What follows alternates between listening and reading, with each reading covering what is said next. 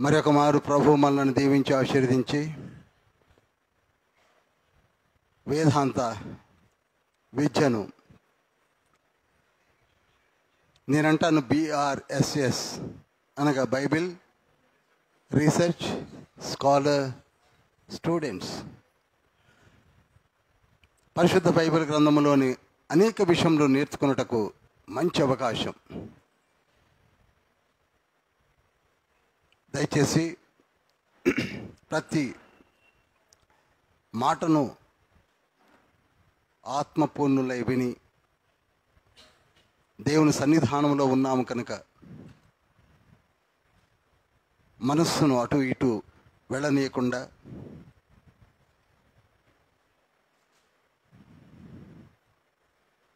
ప్రభు పాదము చింత వాక్యమును ధ్యానించుటకు ఆయత్తపడదాం.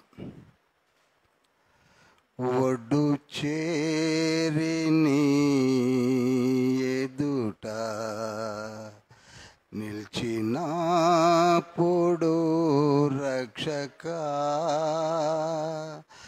ఒక ఆత్మనైనా తేక సిగ్గుపడిపోదునా,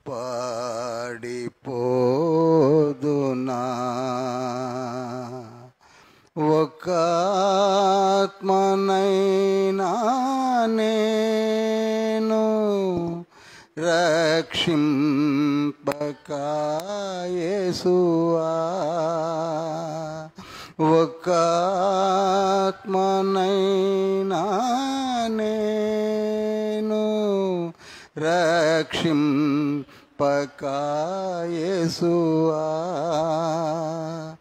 వట్టి చేతులతో నిన్ను దర్శించుట తగునా, వట్టి చేతులతో నిన్ను దర్శించుట తగునా, ఆత్మలందు వాంఛలేక సోమరులై కాలమున్ వ్యధపరచువారానాడు చింతతోడ నిల్తురు, ఒక ఆత్మనైనా నేను రక్షింపక యేసువా, ఒక ఆత్మనైనా నేను రక్షింపక యేసువా, వట్టి చేతులతో నిన్ను దర్శించుట తగునా, వట్టి చేతులతో నిన్ను దర్శించుట తగునా. మిక్కిలి ప్రేమ కనికరం కలిగిన మహోన్నతుడా, పరిశుద్ధుడా, పరలోక తండ్రి, మీ బంగారు పాదం చెంతకు వచ్చి ఉన్నాము. నెహెమ్యా గ్రంథంని ధ్యానించడం కొరకే వచ్చి ఉన్నాము. మీ బంగారు పాదం చెంత ఉన్నాము. మమ్మల్ని కాచి కాపాడి వారమంతయు కుటుంబాలుగా జీవంతో కూడినటువంటి శ్రేష్టమైన జీవితమును మీరు మాకు అనుగ్రహించి, ఈవులను అనుగ్రహించి, మీ కార్యములు జరిగించనై ఉన్న మీ జనాంగముగా మమ్మల్ని పిలిచి ఉన్నారు. వేదాంత విద్య మీరే మాకు అనుగ్రహించాలి. యేసయ్య, మాతో స్పష్టముగా మాట్లాడండి. ఆత్మదేవ, మా మనోనేత్రములు వెలిగించండి. మాకు కావలసిన రీతిలో వాక్యమును బోధింపచేసి మరలా బోధించడం కావలసిన దివ్యమైన జ్ఞానమును ప్రసాదించమని యేసయ్య నామములో అతి వినయంతో వేడుకుంటున్నాం పరమ తండ్రి. Amen, amen. నెహెమ్యా గ్రంథము 14 అధ్యాయములతో కూడినటువంటి గ్రంథము.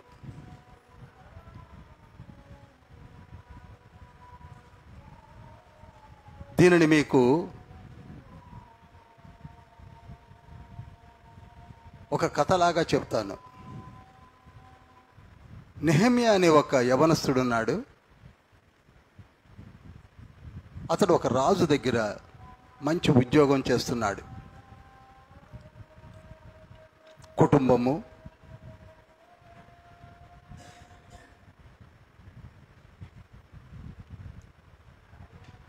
అన్ని వసతులతో కూడినటువంటి జీవితము. ఆ సమయంలో యెరూషలేము నుండి కొందరు వచ్చి, యెరూషలేము దేశము పాడైపోయింది, గోడలన్నీ కూలగొట్టబడి ఉన్నాయి అని చెప్పినప్పుడు ఆయన ఏడ్చి ప్రార్థన చేసి రాజుగారి పర్మిషన్తో యెరూషలేమునకు వెళ్ళి కొందరు జనాంగము వ్యతిరేకించినప్పటికీ ఆ గోడలు కట్టి ప్రభువునకు ప్రార్థించిన రీతిలో ప్రతిష్ఠించాడు. ఇంతేనండి నెహెమ్యా గ్రంథం యొక్క సారాంశం, ఇంతే. అయితే ఇందులో ఉన్నటువంటి ఆత్మీయ విషయములు ఏమిటో మనము ఈనాడు ధ్యానించబోతున్నాం. అనేక ఆత్మీయ విషయాల్ని తండ్రి మనతో పంచుకోబోతున్నాడు. నెహెమ్యా ఒక ప్రవక్త ఏమీ కాదు, ఆయన సాధారణమైన ఉద్యోగి. Is an employee. గమనించాలి, మీకు బాగా తెలుసు, ఎజ్రా గ్రంథము నుండి నెహెమ్యా వరకు కూడా లింక్ కలిగి ఉన్నాయి. ఎజ్రా గ్రంథములో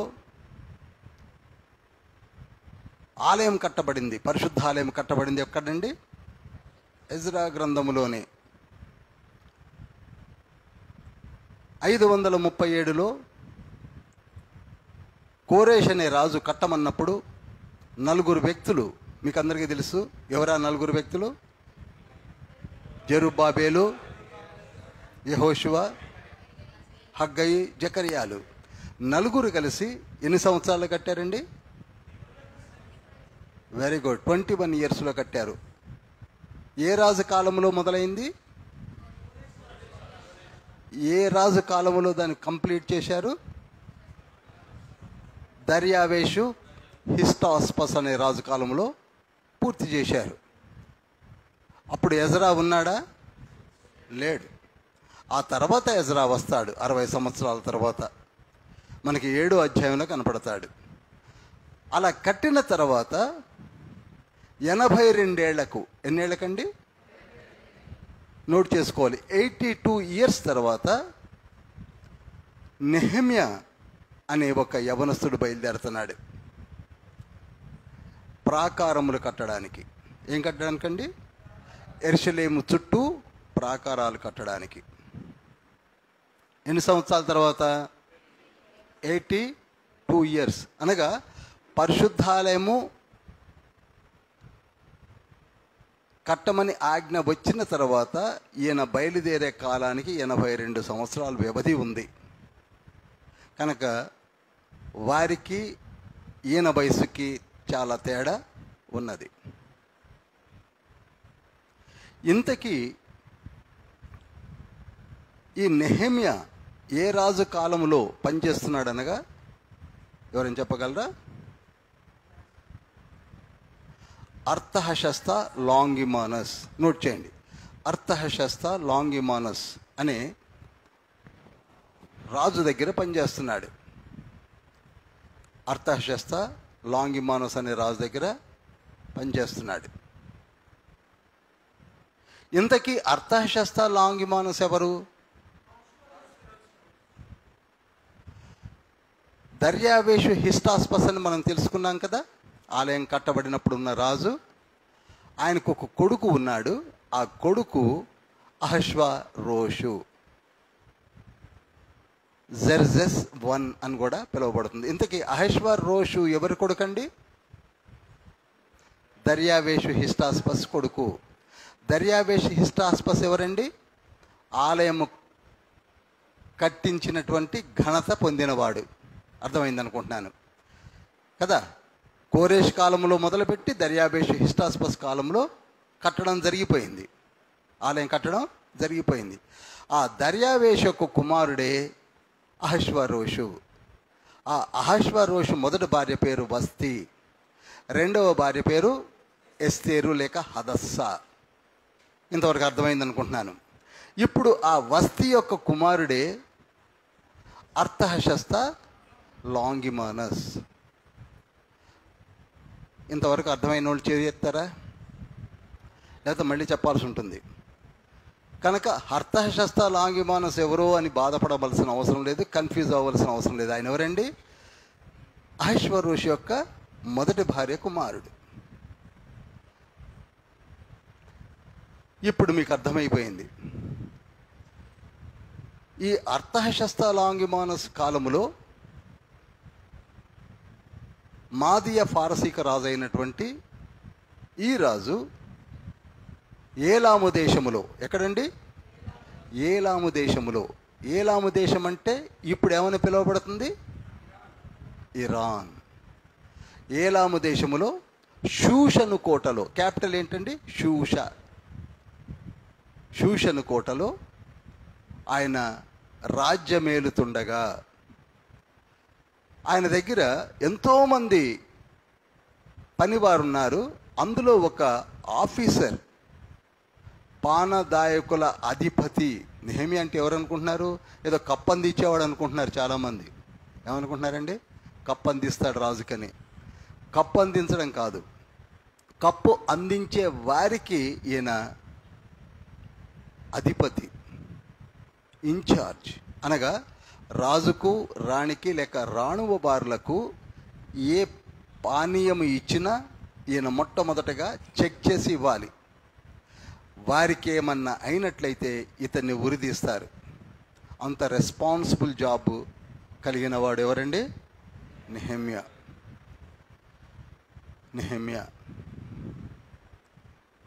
he's an officer having very good family, మంచి ఎస్టాబ్లిష్డ్ ఫ్యామిలీ కలిగిన వాడు.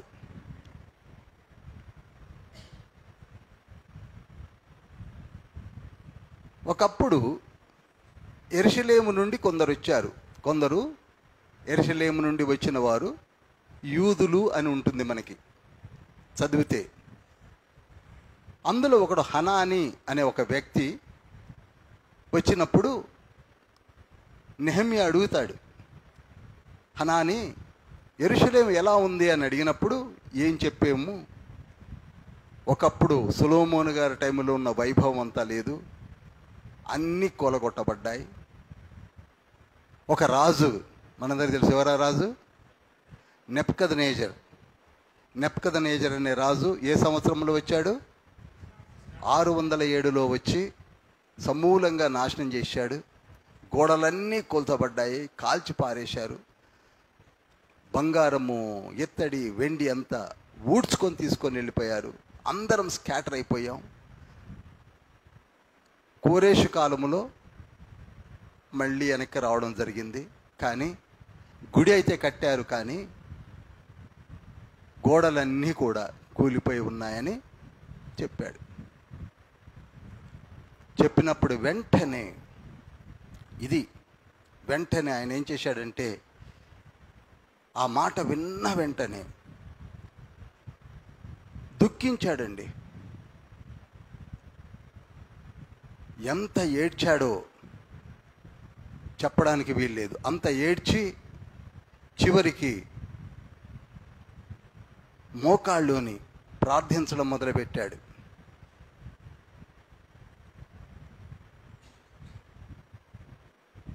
దేవా, మీకు నోట్ చెప్తాను, నోట్ చేయండి. దాదాపుగా ఒక 7 పాయింట్లు చెప్తాను నేను. ఎప్పుడైతే పడద్రోయబడి ఉన్నదని తెలుసుకున్నాడో వెంటనే అక్కడ బాగా ఏడ్చాడు.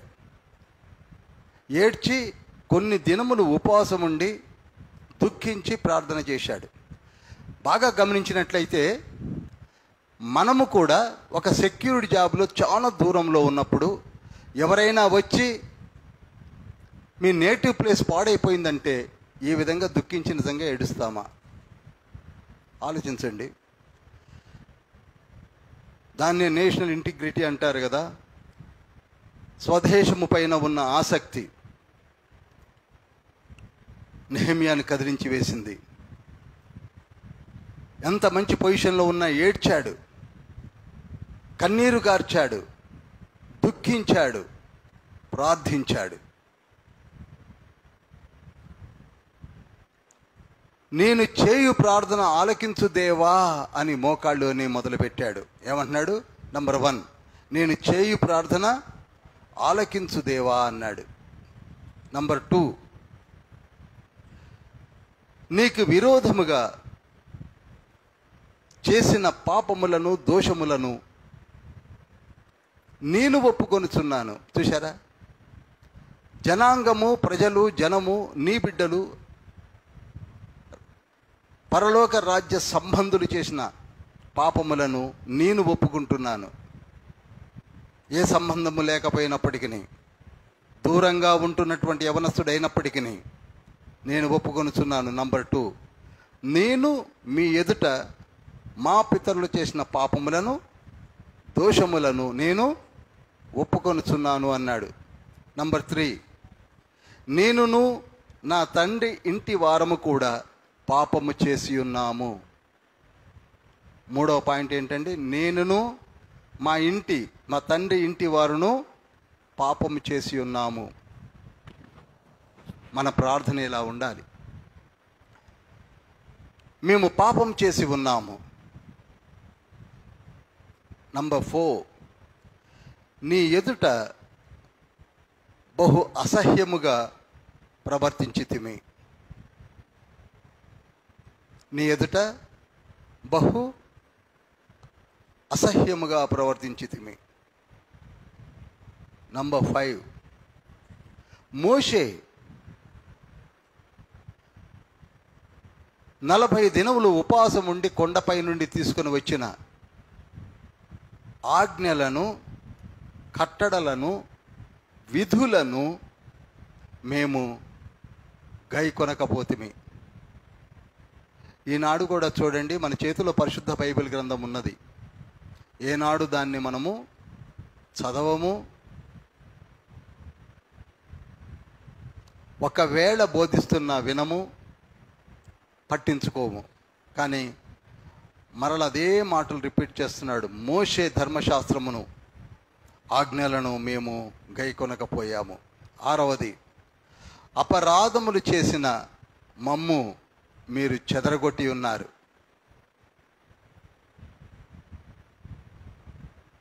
కానీ క్షమించండి ప్రభువా అంటున్నాడు. అపరాధములు చేశాము, అందుకే చెదిరిపోయాం.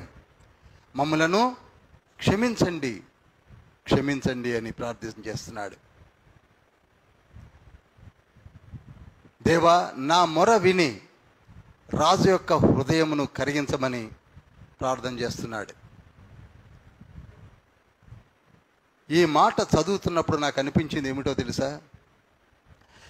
మనము కూడా నిజముగా మొరపెట్టినప్పుడు తండ్రి తప్పకుండా వింటాడు. గుర్తుంచుకోండి, నిజముగా మొరపెట్టు వారికి బహు సమీపముగా ఉన్న దేవుడు ఎవరండి? మన యేసయ్య. ద్వితీయోపదేశకాండము 4వ అధ్యాయం 7వ వచనములో 145వ కీర్తన 18వ వచనములో కూడా నిజముగా మొర్రపెట్టు వారికి బహు సమీపముగా ఉన్నది ఎవరండి? యేసయ్య. ఈనాడు మనము కూడా కష్టకాలములో ఉన్నప్పుడు, మన కుటుంబాలు కావచ్చు, మన పట్టణ పరిస్థితులు కావచ్చు, సంఘ పరిస్థితులు కావచ్చు, ఉద్యోగ పరిస్థితులు కావచ్చు, నిజముగా కష్టములో ఉన్నప్పుడు ఈ ప్రార్థన 7 స్టెప్ ప్రేయర్ అంటారు దీన్ని, అలవర్చుకోవాలి. అందరూ కూడా అలవర్చుకోవాలి. ఒకటి మాత్రం మీకు సూటిగా చెప్తున్నాను, మన ప్రార్థన ఎప్పుడూ నిర్వీర్యము కాదు. హల్లెలూయా. మన ప్రార్థన మోకాళ్ళుని ప్రార్థించే ప్రతి ప్రార్థన పరలోకమునకు వెళ్ళుతున్నది. పరలోకములో ఉన్న బలిపీఠము యొద్ద రికార్డ్ అవుతుంది మన ప్రార్థనలు. కనుక ప్రియులారా, ప్రార్థన వినటం లేదని ఎప్పుడు కూడా నిరుత్సాహపడకండి. మన ప్రార్థన తండ్రి వింటున్నాడు, వింటాడు. He supreme God. ఆయన మన వైపు నిత్యము చూస్తూనే ఉంటాడు. 33వ కీర్తన 13వ వచనం ప్రకారంగా నిత్యము మన వైపు చూస్తూనే ఉంటాడు. మనం అనుకుంటూ ఉంటాం, నా వైపు దేవుడు చూడటం లేదేమో, నా మొర ఆలకించడం లేదేమో అని. కానీ తండ్రి నిత్యము మన వైపే చూస్తూ ఉంటాడు. ఇది సత్యము, ఇది నిత్యము జరుగుతున్న పరలోకపు నుండి అనుగ్రహించబడుతున్న కృప అంటాను నేను. హల్లెలూయా. ఇంతకీ ఇతని పేరేమిటో తెలుసా మీకు? నెహెమ్యా అనగానే అర్థం ఏమిటంటే యెహోవా ఓదార్చును. నోట్ చేయండి, యెహోవా ఓదార్చును, యాహ్వే కంఫర్ట్స్. నెహెమ్యా అనగానే అర్థం ఏమిటండి చెప్పాలి? యెహోవా ఓదార్చును. ప్రతి పేరుకి పరిశుద్ధ బైబిల్ గ్రంథములో అర్థాలు ఉన్నాయి. అబ్రహాము అనగా ఫాదర్ ఆఫ్ నేషన్స్, అర్థమది జనములకు తండ్రి. ఇస్సాకు అనగానే అర్థం ఏమిటి? చిరునవ్వు.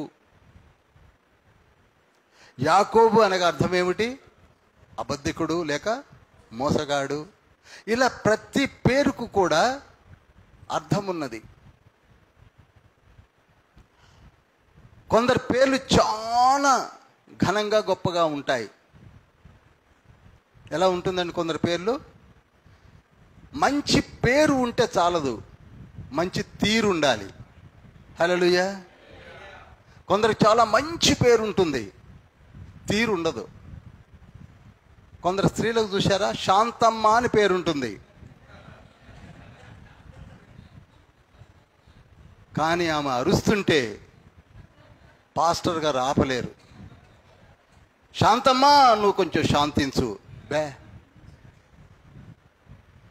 శాంతమ్మకు శాంతం లేదు. ఇక సద్గుణరావు గారు ఎప్పుడు సారా కొట్టు దగ్గరనే ఉంటారు. ఒకవేళ నువ్వు వెళ్ళి సద్గుణరావు గారు ఎక్కడండి అంటే, ఇక్కడైతే లేడు కానీ పేకాట క్లబ్ దగ్గర చూడండి అంటారు. ఈ సద్గుణరావు గారిని వెతకాలంటే సారా కొట్టు, పేకాట క్లబ్బు, పబ్బులు, క్లబ్బులు వెంట తిరగాల్సి వస్తుంది.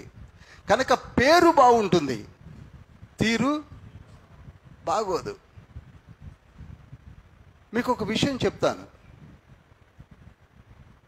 పరిశుద్ధులైనటువంటి పౌలును బర్నబాలు కలిసి పాపు అనే పట్టణానికి వెళతారు. అక్కడ సెర్గి పౌలు అనే ఒక అధిపతి ఉంటాడు. అతనికి సువార్తను ప్రకటిస్తున్నప్పుడు అక్కడ ఒకడు అడ్డుపడతాడు. అతని పేరేంటో తెలుసా? యేసు. ఏంటండి ఆయన పేరు?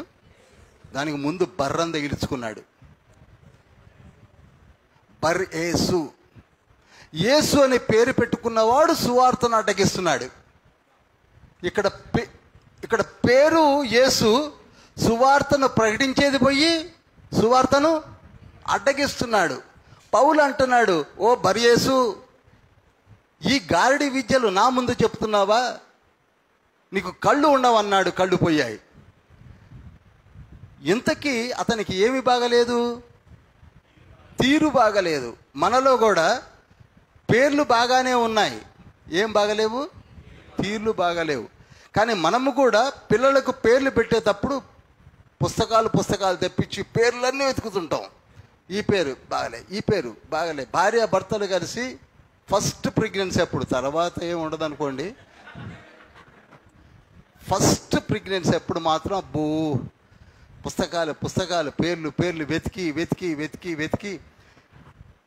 ఎవరికీ లేని పేరు పెడితే బాగుంటుందని ఆశ. ఏంటండి? ఎవరికీ లేని పేరు. అలానే అయ్యగారి దగ్గరికి ఒక యవనస్తుడు వచ్చి, అయ్యా నాకు కొడుక్కి ఒక మంచి పేరు పెట్టాలి, పట్టణంలో ఎవరికి ఆ పేరు ఉండటానికి వీల్లేదు. అది ఆయన ఏం చేశాడు తెలుసా? ఆమోద అని పెట్టాడు. ఏమని పెట్టాడండి? ఆమోద అని పేరు పెట్టాడు. ఇదేంటండి? నువ్వే అన్నావుగా ఎవరికి లేని పేరు పెట్టవని. అబ్రహాములోని ఆలాగా, మోషేలోని మూలాగా, దావీదులోని దాలాగా ఆమోద అని పెట్టానన్నాడు. ఇక్కడ పేరు కూడా బాగాలేదండి అన్నాడు. ప్రియులారా, నెహెమ్యా కారణ జన్ముడు. నెహెమ్యా పేరు యెహోవా ఓదార్చును, యాహ్వే కంఫర్ట్స్ అని తండ్రి ఒక మంచి పేరు పెడితే మనం ఏం చేస్తున్నాం? నిక్ నేమ్స్ పెట్టి పిలుస్తున్నాం. మన పిల్లల్ని ఏమని పిలుస్తుంటామండి? Nick names. ఇంకా టామీ అని, జాకీ అని, రోవర్ అని పెట్టట్లా. ఏంటో హనీ, బనీ, డింగి.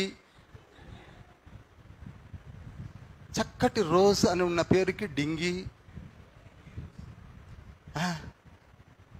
మా బంధుత్వంలోనే ఉన్నారండి. మా తమ్ముడి పేరు బుజ్జి, అసలు పేరు మోహన్ వినోద్ కుమార్. ఇప్పటికీ వాడి ఇంటికి వెళ్ళి మోహన్ గారు ఉన్నారంటే లేడని వాడే చెప్తాడు.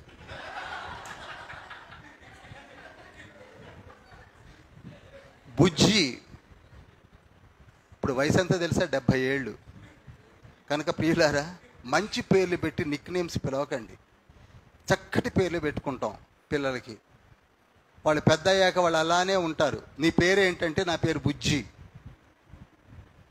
కనుక చిన్ననాటి నుండి తప్పు తల్లిదండ్రులదే. కనుక పేరు ఎలా ఉండాలి? సార్థకత కలిగించేలా ఉండాలి. మొట్టమొదటి అధ్యాయంలో ఆయన ప్రార్థించిన తర్వాత రాజు దగ్గరికి వెళ్ళాడు. రాజుగారు చూశారు. ఏమిటి నెహెమ్యా, నీ ముఖమంతా వికారముగా విచారముగా ఉన్నదన్నప్పుడు, రాజా మా దేశమైన యెరూషలేము పూర్తిగా కూలగొట్టబడింది.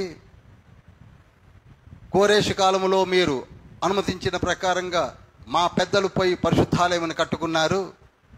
ఒకవేళ మీరు కూడా నాకు పర్మిషన్ ఇచ్చినట్లయితే నేను వెళ్ళి ప్రాకారములు కట్టుకుంటాను అని అడిగాడు.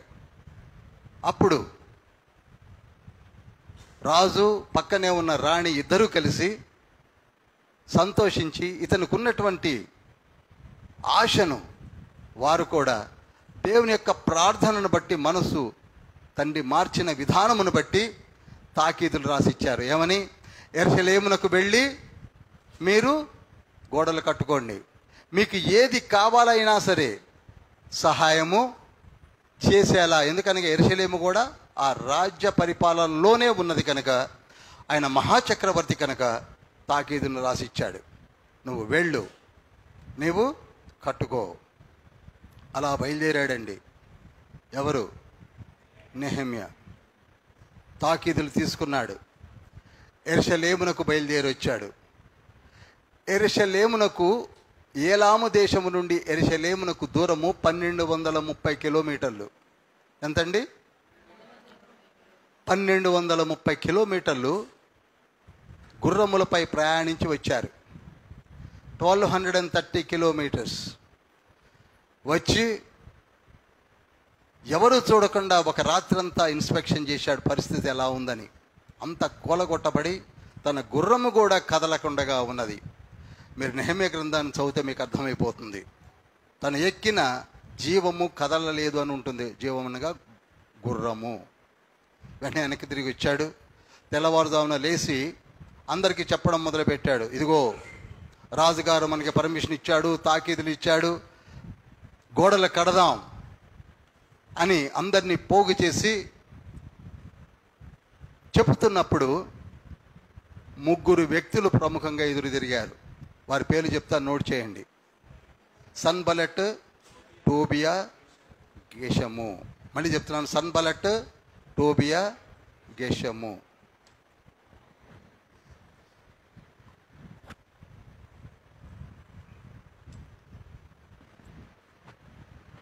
వీళ్ళు ముగ్గురు వచ్చి ఏమంటున్నారంటే, అవన్నీ పనికిరాని కాగితాలు, ఇక్కడ మీరు కట్టడానికి వీలు లేదు, మీరు హెచ్చించుకోవడానికి ప్రయత్నం చేస్తున్నారు అని ఎదురు తిరిగారు. రాజునకు లేనిపోయినవి చెప్పి మీరు హెచ్చించుకుంటున్నారని ఎవరండి ఎదురు తిరిగింది?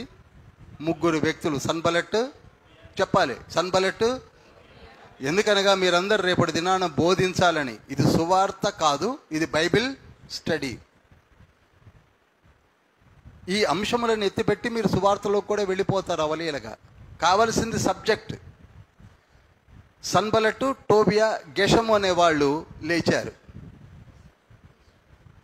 వాళ్ళకి అరబీయులు, అమ్మోనీయులు, అష్టోదీయులనే జనాంగం కూడా సపోర్ట్ చేశారు. ఎప్పుడైనా సరే కొన్ని కుక్కలు లెగుస్తాయండి. ఎదురు తిరిగేటి ఏమిటి చెప్పండి? కొన్ని కుక్కలు. దీన్ని కుక్కల గుంపు అంటారు.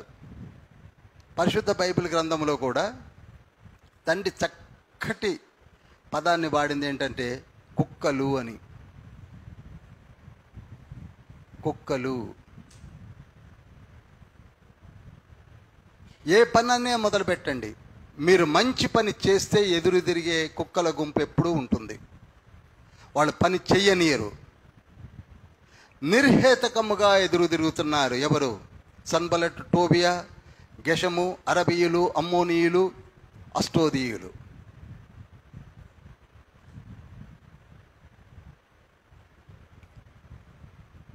ఈ కుక్కలు యేసుక్రీస్తు ప్రభు వారిని కూడా ఎదిరించిన కుక్క జనాంగము ఉన్నారు.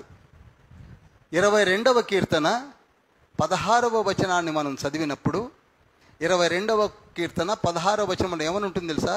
కుక్కలు నన్ను చుట్టుకొని ఉన్నవి. ఏం చుట్టుకొని ఉన్నాయట? చదవండి.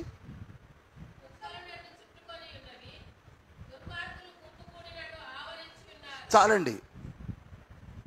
ప్రభు ఎదురుగా ఉన్నటువంటి జనాంగం అంతా కూడా పరిశుద్ధ బైబిల్ గ్రంథము ఎవరితో పోల్చారు? కుక్కలతో. కుక్కలు నన్ను చుట్టుకొని ఉన్నవి. ఈనాడు మనము కూడా ఏదైనా పని మొదలు పెడితే ఎదురు తిరిగేటి ఎవరనుకుంటున్నా? ఈ జనాంగం, ఈ మంద. చక్కటి మాట ఏంటంటే మంద అనవచ్చు. కొన్ని మందలు ఉంటాయండి, పని చేయనీయరు. వీరికి ఏం పని ఉండదు. ఎవరు ఏదైనా మంచి పని చేస్తే చెడగొట్టడమే. 59వ కీర్తన చూస్తారా? 6వ వచనంలో సాయంకాలమున మరలా వస్తారు, కుక్క వలె మురుగుతూ పట్టణం చుట్టూ తిరుగుతుంటారు. చూశారా? కుక్కలు ఎంతసేపు మురుగుతూ తిరుగుతూ ఉంటాయండి. మీకు ఊరు కుక్కల గురించి నేను చెప్పవలసిన అవసరమే లేదు. నేను ఎప్పుడు చెప్తూ ఉంటాను, కారు కానీ మోటార్ సైకిల్ కానీ రోడెమ్మడి పోతుంటే ఒక కుక్క దాని వెనకబడద్దండి. మీరు చూశారో లేదో?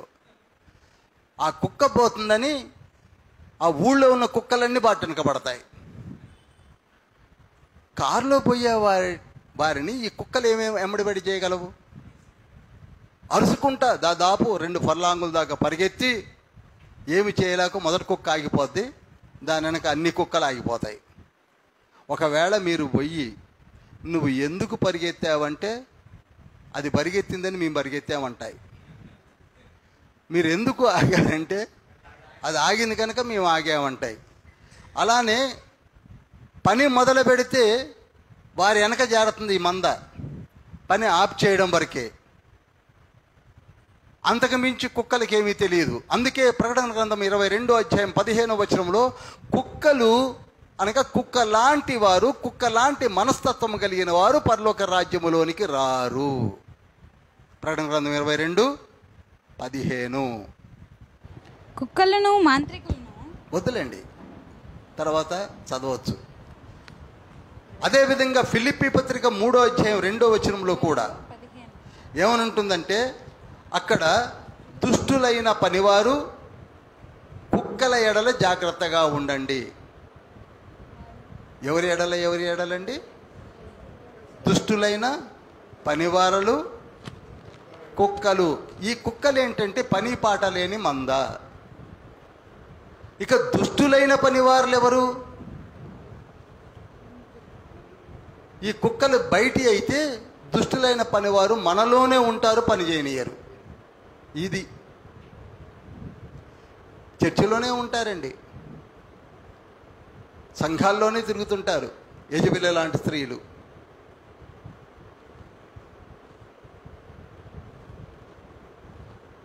ఏ పని చేయనియరు,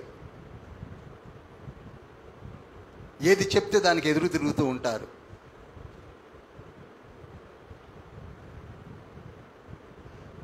నెహెమ్యాని ఎదిరించింది ఎవరు అనుకుంటున్నారు? ఒక ప్రవక్తిని అనే నోవజ్జ. నెహెమ్యా గ్రంథం 6వ అధ్యాయం 14వ వచనంలో ఉంటుంది. ఆవిడెవరండి? ప్రవక్తిని, దొంగ ప్రవక్తిని అండి. చివరికి పని ఆపచేయడానికి ఎవరిని వాడుకుంటున్నారు? దొంగ ప్రవక్తిని వాడుతున్నారు. గోడలు కట్టకుండా ఆపు చేయడానికి బయట ఒక గుంపు, లోన మరి ఒక గుంపు. ఈనాడు మనలో కూడా ఎంతమంది దొంగ ప్రవక్తలు బయలుదేరారు? ప్రతి మేజర్ ప్రాఫిట్ వెంట ఒక ఫాల్స్ ప్రాఫిట్ ఉంటూనే ఉన్నాడు. ఇర్మియా ఒకవైపు నెబ్కద్నెజర్ రాబోతున్నాడు, మన రాజ్యము మన దేశమును కూల్చబోతున్నాడని ప్రవచిస్తుంటే ఆయనకి ఆపోజిట్గా హనన్యా అనే ఒక ప్రవక్తలు ఇచ్చాడు. ఎవరండి? హనన్యా అనే ఒక దొంగ ప్రవక్త. ఇర్మియా గ్రంథం 28వ అధ్యాయం 2వ వచనంలో కనపడతాడు. ఆయన ఏమని చెప్తున్నాడు? నెబ్కద్నెజర్ రాడు, ఎవరు రారు, మనం నిశ్చింతగా ఉంటాము, హాయిగా బ్రతకొచ్చు. సిద్కియా రాజా, నీ పరిపాలన చాలా సుభిష్టంగా ఉన్నది, ప్రజలందరూ చాలా హ్యాపీగా ఉన్నారు, మనకి ఏ ప్రాబ్లం రాదు అని చెప్తున్నాడు. ఇర్మియాకి ఆపోజిట్గా ఎవరైనా హనన్యా అని ఒక దొంగ ప్రవక్త.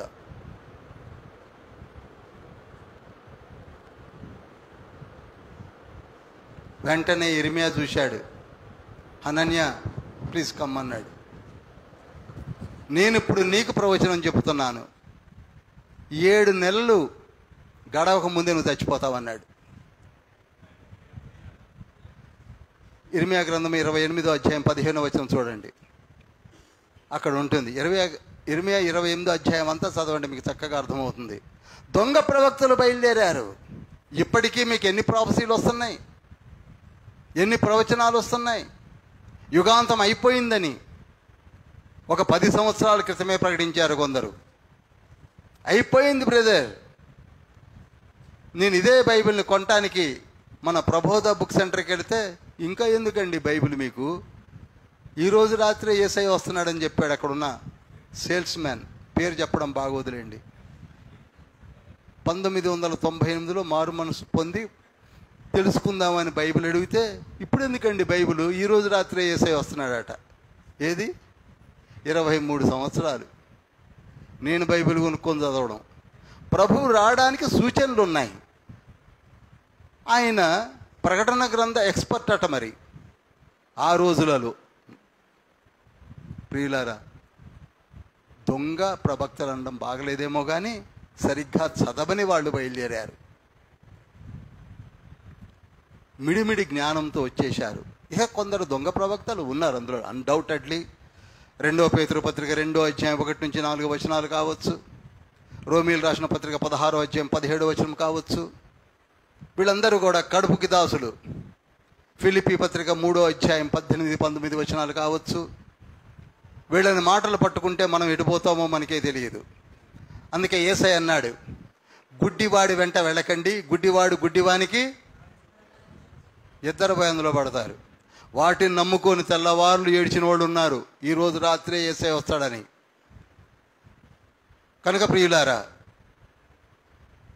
దేవుడు మనకి ఇచ్చినటువంటి ఆధిక్యతను బట్టి తండ్రి మనను వాడుకోబోతున్నాడు కనుక, ప్రవక్తల అభిషేకం మనపై ఉంచబోతున్నాడు కనుక మనము భయపడవలసిన అవసరం లేదు.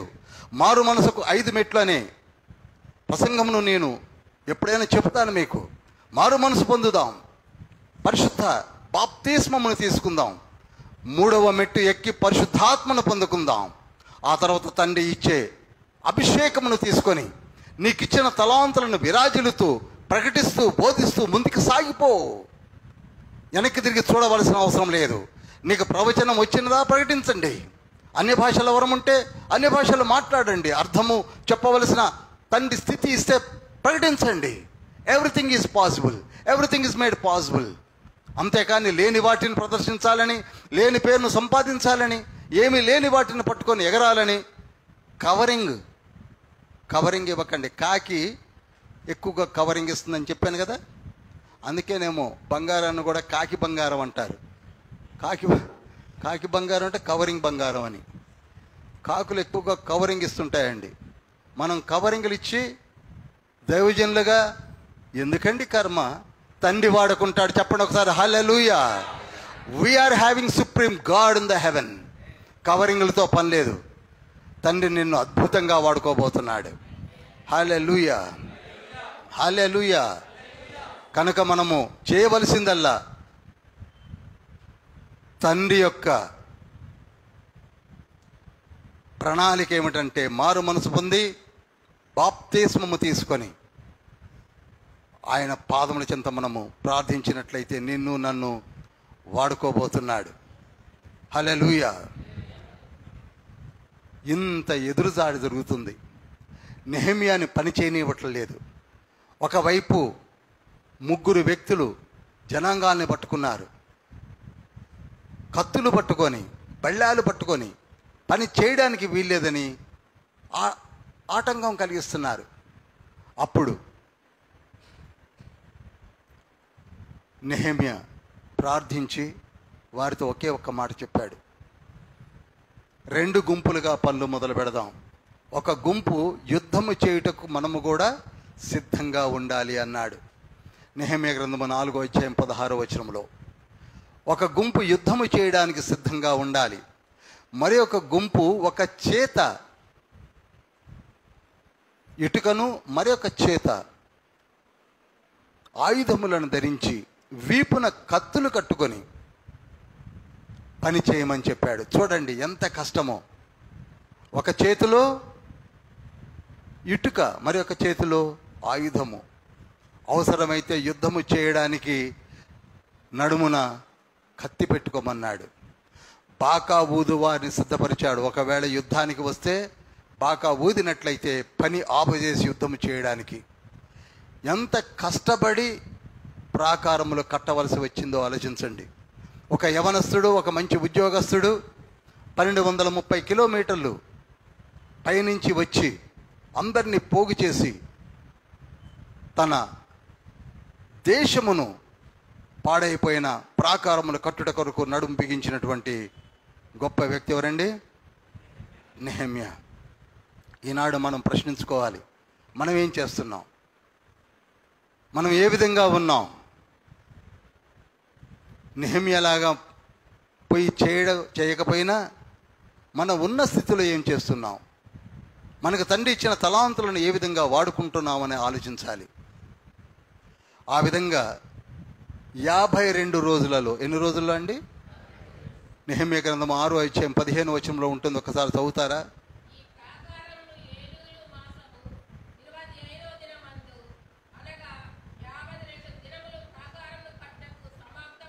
చాలండి. ఏ నెలలో అట? ఎలూల్ నెల. ఎలూల్ నెల అంటే ఎన్నో నెల? వెరీ గుడ్ సాల్మన్, 6వ నెల.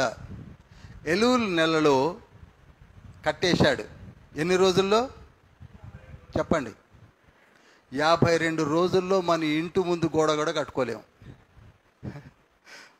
మన ప్రహరీ మొదలు పెడితే 52 రోజుల్లో కాదు కదా, 1 సంవత్సరం పాటు కూడా కట్టుకోలేము. అటువంటిది ఎన్ని రోజులు కట్టాయండి? 52 రోజులలో. గోడ వెడల్పు ఎంత తెలుసా? నోట్ చేయండి.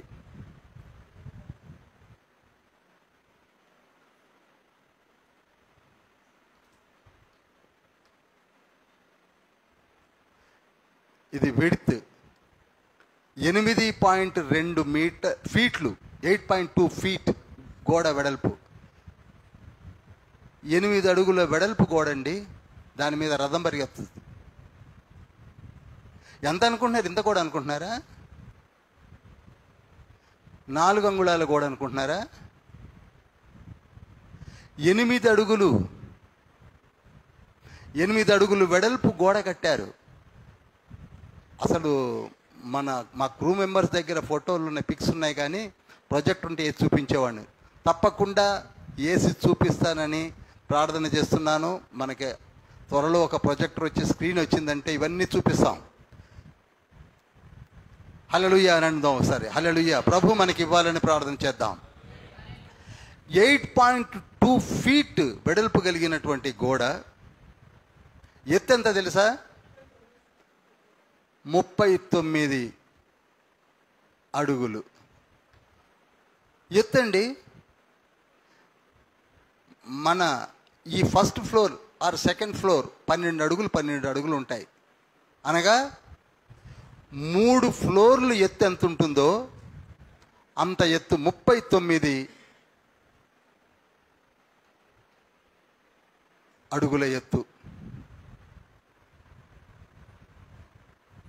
చూడండి, ఒక్క నిమిషం ఆలోచించండి. 52 రోజులలో 8.2 ఫీట్ వెడల్పు, 39 అడుగుల ఎత్తు.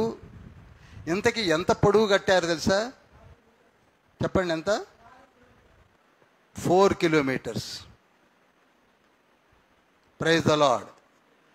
4 కిలోమీటర్ల లెంగ్త్లో గోడ కట్టారు.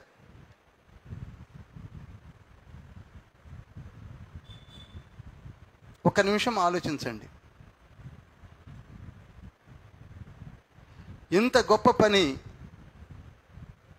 చేయడం ఎంత కష్టం.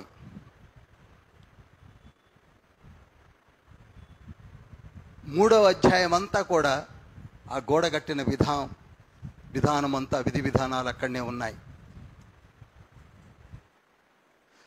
మొట్టమొదటి అధ్యాయంలో విన్నాడు, కన్నీరు కార్చాడు, ఉపవాసం ఉన్నాడు, ప్రార్థించాడు.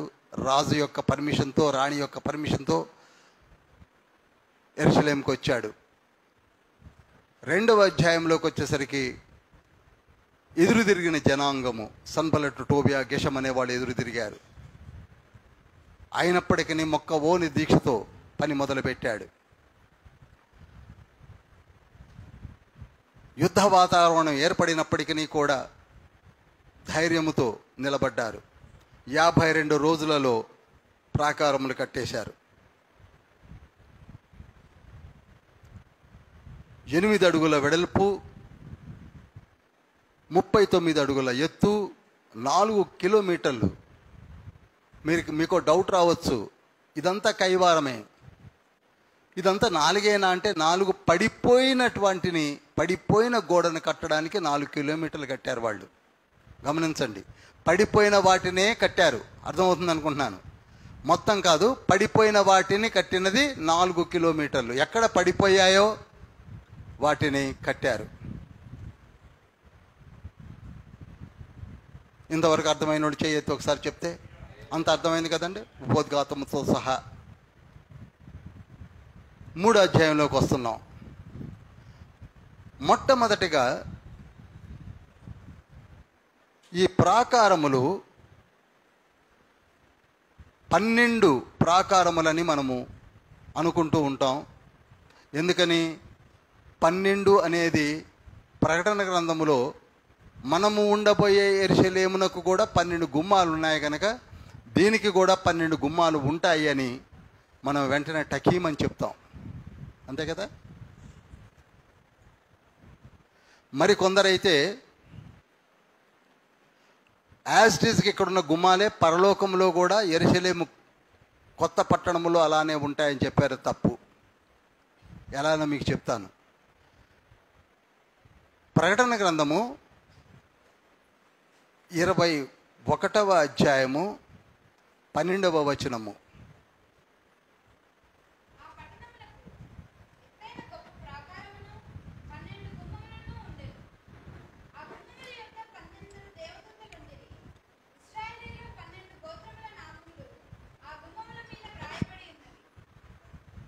చదవండి. చాలండి, అంతవరకే చదివించాను. తూర్పు వైపున 3, పడమర వైపున 3, ఉత్తరము వైపు 3, దక్షిణ వైపు 3. కానీ ఇక్కడ అలా లేవు. ఇక్కడ తూర్పు వైపు నేనున్నాయి. అసలు అందాకెందుకు చూడండి, ఉత్తరం వైపున 2 ఉన్నాయి, దక్షిణ వైపున కూడా 2 ఉన్నాయి. మీరు గమనించండి, గుర్తుంచుకోండి. ఎవరైనా చెప్పినా అది తప్పు. అది స్క్వేర్ చచ్చౌకం అంటే క్యూబికల్ స్టేట్లో ఉంటుంది. మనం ఉండబోయే పరలోకం ఎలా ఉంటుందంటే ఎలా ఉంటుంది.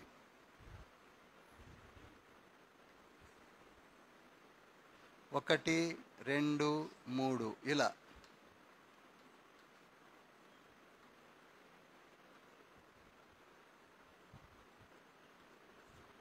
ఇలా ఉంటుంది. ఇది అలా లేదు. కనుక అలవోకగా అనుకుంటూ చెప్పుకుంటూ ఉంటారు, అది కరెక్ట్ కాదు. సరే, మొట్టమొదటిగా నెహెమ్యా కట్టింది గొర్రెల గుమ్మము. ఈ ఫిగర్ని వేసుకోగలిగితే మీరు మీ బుక్లో మంచిది. నేను ఒక పని చేస్తాను, సందీప్ గారికి నేను వాట్సాప్ అప్లికేషన్లో పెడతాను. మనోళ్ళు అందులో మెంబర్స్ అయిన వాళ్ళందరికీ కూడా వారు దాన్ని అప్లోడ్ చేస్తాడు, మీకు ఫార్వర్డ్ చేస్తాడు. ఓకే, కానీ మీరు నోట్ చేసుకోవడానికి ప్రయత్నం చేయండి. మొట్టమొదట కట్టింది ఏంటండి? గొర్రెల గుమ్మమును ప్రధాన యాజకుడైన ఎల్యాషీబు, ఆ తర్వాత ఆయన అసిస్టెంట్స్ తోటి కట్టాడు. ప్రధాన యాజకుడైన ఎల్యాషీబు ఈ మొదటి గొర్రెల గుమ్మమును కట్టాడు. మీకు టూకీగా ముందు చెప్పేస్తాను. మొదటిది గొర్రెల గుమ్మము, రెండవది మత్స్య గుమ్మము.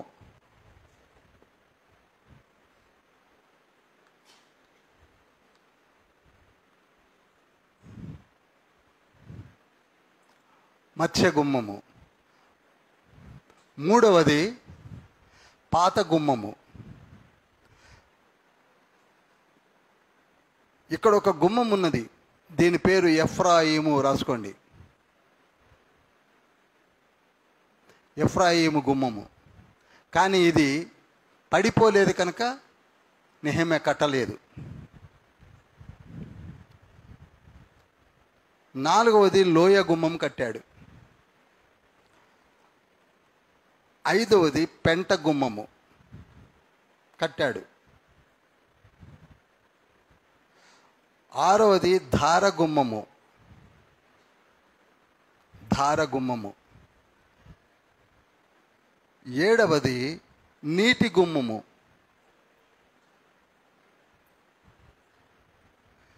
ఎనిమిదవది గుర్రముల గుమ్మము. తొమ్మిదవది తూర్పు గుమ్మము. పదవది తనిఖీ గుమ్మము. తనిఖీ గుమ్మము. ఇక్కడ విజిటర్స్ వెయిట్ చేయడానికి ఒక గుమ్మం ఉన్నది. ఇది విజిటర్స్ గుమ్మము అంటారు. సందర్శకుల గుమ్మము. విజిటర్స్, సందర్శకుల గుమ్మము. ఇది కూడా ఆయన కట్టలేదు. మొత్తము గుమ్మాలు 12. కానీ నెహెమ్యా కట్టిన ఎన్నండి చెప్పాలి? 10. ఇవి 2 కట్టలేదు, ఎందుకంటే 2 బాగానే ఉన్నాయి. అవి చిన్న గుమ్మాలు కనుక అవి బాగానే ఉన్నాయి. అర్థమైంది అనుకుంటున్నాను.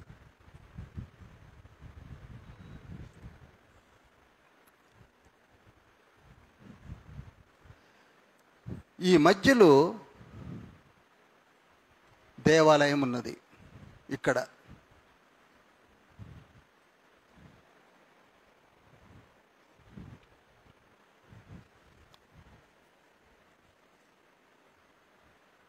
ఇది తూర్పు.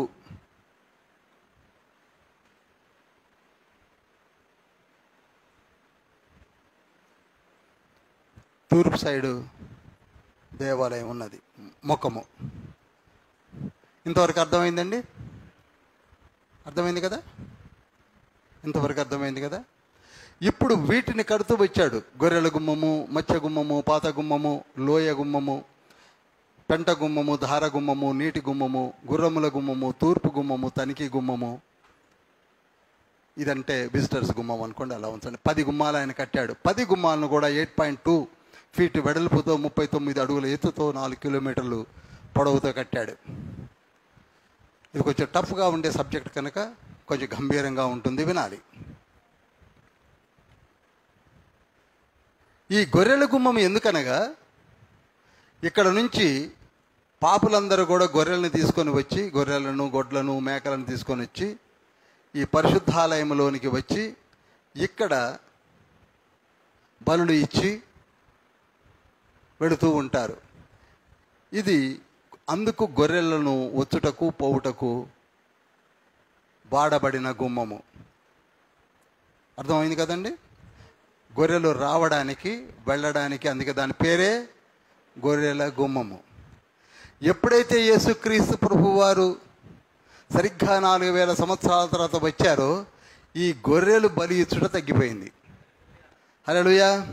ఎందుకనగా ఆయనే గొర్రె పిల్లగా వచ్చి వధింపబడి మనకి రక్షణ ఇచ్చాడు కనుక యెరూషలేములో కూడా ఈ గొర్రెలు బలి ఇవ్వడం అనేది బాగా తగ్గిపోయింది. మీకు ఒక ఇన్సిడెంట్ని గుర్తు చేస్తాను. ఒక 38 సంవత్సరాలుగా ఒక ముసలివాడు కోనేటి యొద్ద పడిపోయి ఉంటాడు. బెతస్తా అనే కోనేటి యొద్ద. అది ఎక్కడనుకుంటున్నారు? గొర్రెల గుమ్మము దగ్గరే. యోహాను సువార్త 5వ అధ్యాయము 1-2 వచనాల మధ్యలో ఉంటుంది. చదివినట్లయితే యేసయ్య ఎక్కడికి వచ్చాడు? ఈ గొర్రెల గుమ్మము దగ్గరనే ఉన్నటువంటి కోనేటి దగ్గరికి వచ్చాడు. వచ్చి గొర్రెలతో పని లేకుండానే యేసయ్య పడిపోయిన వాడిని లేవనెత్తాడు. హల్లెలూయా. చూశారా? వితౌట్ సాక్రిఫైసెస్ అక్కడ పడిపోయి ఉన్నాడు పాపం, కానీ యేసయ్య వచ్చి లేవనెత్తాడు. ఈ గొర్రెల ద్వారము రాను రాను బిజీ తగ్గిపోయి మనకందరికీ కూడా ప్రభువు ఇచ్చిన రక్షణను జ్ఞాపకం చేసుకోవడానికి గొర్రెల గుమ్మం చూసినప్పుడల్లా మనలో ఎవరైనా రేపు జెరూసలేముకు పోతే ఇవన్నీ గుర్తు చేసుకోవచ్చు. హల్లెలూయా. ఆ తర్వాత రెండవది మత్స్య గుమ్మము, ఫిష్ గేట్. అందుకే యేసుక్రీస్తు ప్రభు వారు ఎప్పుడు చేపల యొక్క ఉపమానాన్ని చెప్పేవాడు. చేపలు, వల, మంచి చేపలు, చెడ్డ చేపలు బయట వేయడము అని చెప్పేవాడు. ఈ చేపల గుమ్మం ఏమిటంటే ఆ రోజులలో పడమర వైపునే మధ్యధరా సముద్రం ఉన్నది. యెరూషలేముకి పడమర వైపున ఏముందండి? మధ్యధరా సముద్రం ఉన్నది కనుక అక్కడ నుంచి చేపలన్నీ పట్టుకొని వచ్చి ఇక్కడ పెట్టి, మన సంతలో ఫిష్ మార్కెట్ ఉందే అలా ఇక్కడ చేసేవాళ్ళు. పిచ్చి బిజీగా ఉండేది. ఎంత బిజీగా ఉంటుందంటే అక్కడ ఒకవైపేమో గొర్రెల గుమ్మం నిండా గొర్రెలతోటి, యువతల చేపలు, పెద్ద చేపలు, బ్రతికున్న చేపలు, చచ్చిన చేపలు అనుకుంటా బిజీగా ఉండేటిది. ఇప్పుడంతే బిజీగా ఉన్నాం అనుకోండి.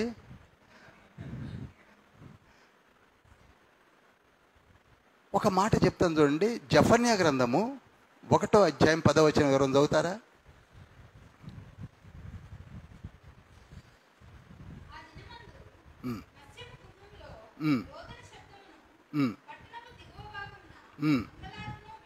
చూడండి, ఒక దినము వస్తున్నదట. ఎక్కడ వినపడుద్దట రోదన శబ్దము? అంగలార్పు శబ్దము మత్స్యపు గుమ్మం దగ్గర. ఇంత బిజీగా ఉంటున్నారే, ఒక దినం వస్తుంది. అది ఏ దినము చెప్పాలి? ఏ దినం అది? 607లో నెబుకద్నెజరు వస్తున్నాడు, మిమ్మల్ని అందరినీ కొట్టి పారేస్తాడు. చూసారా? 607లో ఇవన్నీ కూడా కూల్చి పారేస్తాడు, మీ బిజీ అంతా పోద్ది అని జెఫన్యా 648లో ప్రవచిస్తున్నాడు. అర్థమైంది అనుకుంటున్నాను. జెఫన్యా 648లో 607లో జరగబోయే యుద్ధమును అక్కడ 1వ అధ్యాయం 10వ వచనంలో, ఓ బిజీగా ఉంటున్న వారులారా,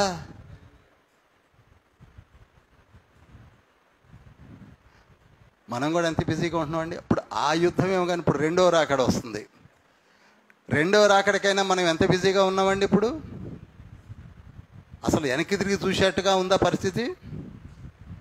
ఆదివారం నాడు మీరు చూడాలి,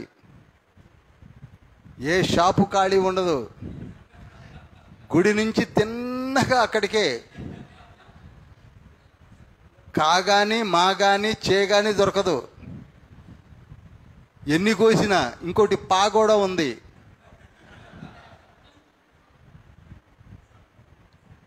అది దొరకట్లేదు. గన్నవరం పా ఉంది, దొరకట్లేదు.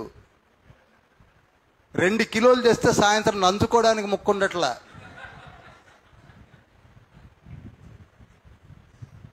అంత బిజీగా జరుగుతున్నాయి. ఒకవైపు గొర్రెలు, ఒకవైపు మత్స్య గుమ్మము. ఇది పాత గుమ్మము. ఈ పాత గుమ్మం ఎందుకు పెట్టారంటే, ఇంతవరకే యెరూషలేము పట్టణం ఉందనుకుంటే కొంచెం పొరపాటు పడ్డట్టే. ఇటు చాలా ఉందండి పట్టణం.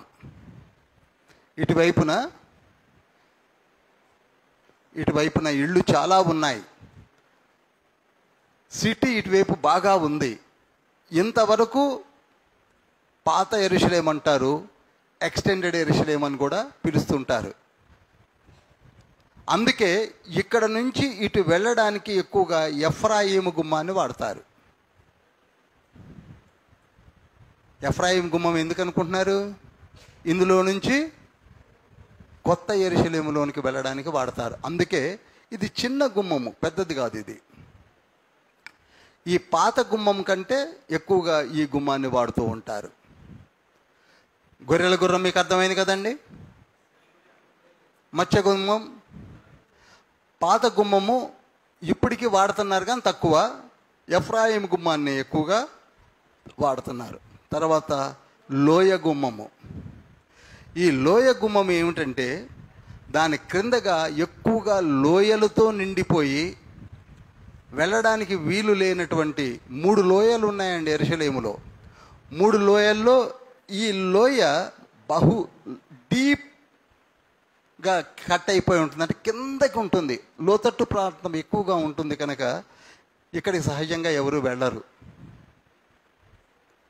అయినా ఇది ఒక సైట్ చూడడానికి బాగుంటుంది కనుక ఇక్కడ గుమ్మాన్ని పెట్టారు. లోయ గుమ్మములో సహజంగా అది సైడ్ సీయింగ్ తప్ప దేనికి వాడటం లేదు. ఆ తర్వాత ఇది పెంట గుమ్మం. ఈ పెంట గుమ్మము గార్బేజ్ అంతా, చెత్తంతటిని పారేయడానికి వాడుతున్నారు. ఇంతకంటే ఎక్కువ చెప్పవలసిన అవసరం లేదు. సిటీలో ఉన్న చెత్త అంతా పారేయడానికి దాన్ని ఏమంటారండి? పెంట గుమ్మము. డంగ్ గేట్ అంటారు, గార్బేజ్ గేట్ అంటారు. ఇంకొక విషయం చెప్పాలంటే మీకు, ఇక్కడ నుంచి ఈ విధంగా కిద్రోను వాగు ప్రవహిస్తుంది. నోట్ చేయండి. మనకి కిద్రోను వాగు అనేది సువార్తలలో ఎక్కువగా చదువుతూ ఉంటాం. ఈ కిద్రోను వాగు ఇలా ప్రవహిస్తుంది.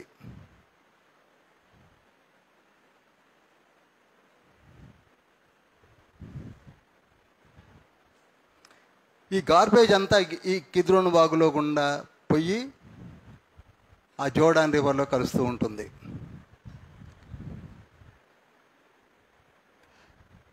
ఇంతవరకు అర్థమైంది కదండి పెంట గుమ్మం వరకు. ఆ తర్వాత 6వది దారగుమ్మము. దారగుమ్మమునకు వర్జిన్ గేట్ అంటారు. Virgin gate, VERGIN, virgin gate అనగా ఫౌంటైన్ గేట్ అని కూడా పిలుస్తారు. నోట్ చేయండి, 2, virgin gate and fountain gate.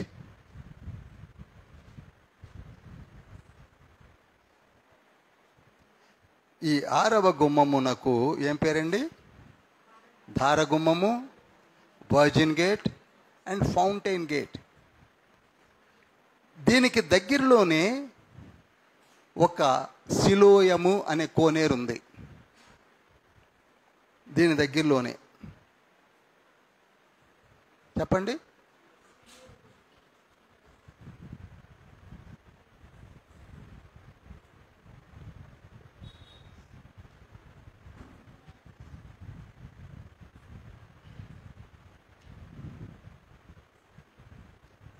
సిలోయమనే కోనేరుంది. యేసుక్రీస్తు ప్రభువారు ఒక పుట్టి గుడ్డివాడిని, ఎవరినండి? పుట్టి గుడ్డివాడు యోహాను సువార్త 11వ అధ్యాయంలో కనపడతాడు. 9వ అధ్యాయం, యోహాను సువార్త 9వ అధ్యాయంలో కనపడతాడు. అతను ఎవరండి? పుట్టి గుడ్డివాడు. మీరు 9వ అధ్యాయం 1 నుంచి 7 వచనాలు చదివితే మీకు అర్థమవుతుంది. పుట్టి గుడ్డివాడు అంటే వాడి కన్నుతొరలలో గుడ్లు లేవు, వాడికి అసలు కనుగుడ్లు లేవు.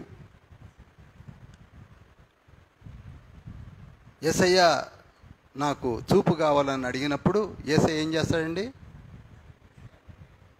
ఎవరికన్నా గుర్తుందా?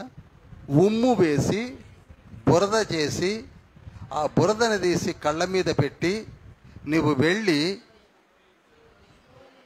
ఈ సిలోయేము కోనేరులో కడుక్కోమన్నాడు. చాలామంది మనల్ని క్వశ్చన్ వేస్తారు, ఎందుకు మాట మాత్రం సెలవు ఇవ్వకుండా బురద చేసి ఎందుకు రాయాల్సి వచ్చిందని. దేవుడు మానవును తయారు చేసినప్పుడు మట్టితోటే చేశాడు కదండి. 138వ కీర్తన 15వ వచనం ప్రకారంగా. కనుక ఏ అంగమైన యేసయ్య పెట్టాలంటే ఏం కావాలి? మట్టి కావాలి. కనుక ఆ మట్టిని బురద చేసి ఆయన కళ్ళకు పెట్టి కనుగుడ్లను తయారు చేశాడు. హల్లెలూయా. అందుకే మట్టిని వాడాడు అక్కడ. అదే నీకు మధ్యలో పోయి ఉంటే కలుగుగా కానేవాడు. హల్లెలూయా. ఈ కోనేరు పరిశుద్ధ సువార్తలలో అనేక మార్లు మనము సిలోయము కోనేరు అనే మాట చదువుతూ ఉంటాం. ఇంతకీ ఇది కనపడుతుంది కదండి అందరికీ, నేను పక్కకేం లేం కదా. ఇది నీట ఒరిజినల్గా ఊరే కోనేరు కాదండి. దీనికి ఈ పైనుండి పర్వత ప్రాంతములో ఊట ఏర్పడి ఆ ఊట నుండి నీరు ఈ విధంగా కాలువ తీసి ఇక్కడ తెచ్చి కలిపారు. అర్థమైందా? ఎంతమందికి అర్థమైంది? కోనేరులో ఉన్న సిలోయము నీరు ఇక్కడ ఊరటంలా. ఊట ఎక్కడుంది? పైన ఉంది. పైన పర్వత ప్రాంతంలో పుట్టినటువంటి ఊటని అక్కడ న్యాచురల్గా ఊరుతుంది. ఆ ఊట కాలువలు తీసి ఇక్కడ తెచ్చి ఒక కోనేటిని తయారు చేసి అందులో నీళ్లను డైవర్ట్ చేశారు. ఇది చేసింది ఎవరు అనుకుంటున్నారు? హిజ్కియా రాజు. ఎవరండి? హిజ్కియా రాజు చేశాడు. ఎంత మంచి రాజు చూడండి. ఆయన యూదుల రాజు అయిన 13వ రాజు, మంచి రాజు హిజ్కియా రాజు, ప్రార్థనాపరుడు, ప్రార్థనా ధీరుడు.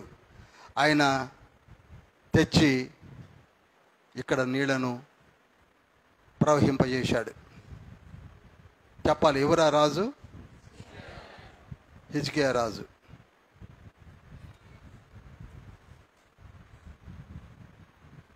ఇప్పుడు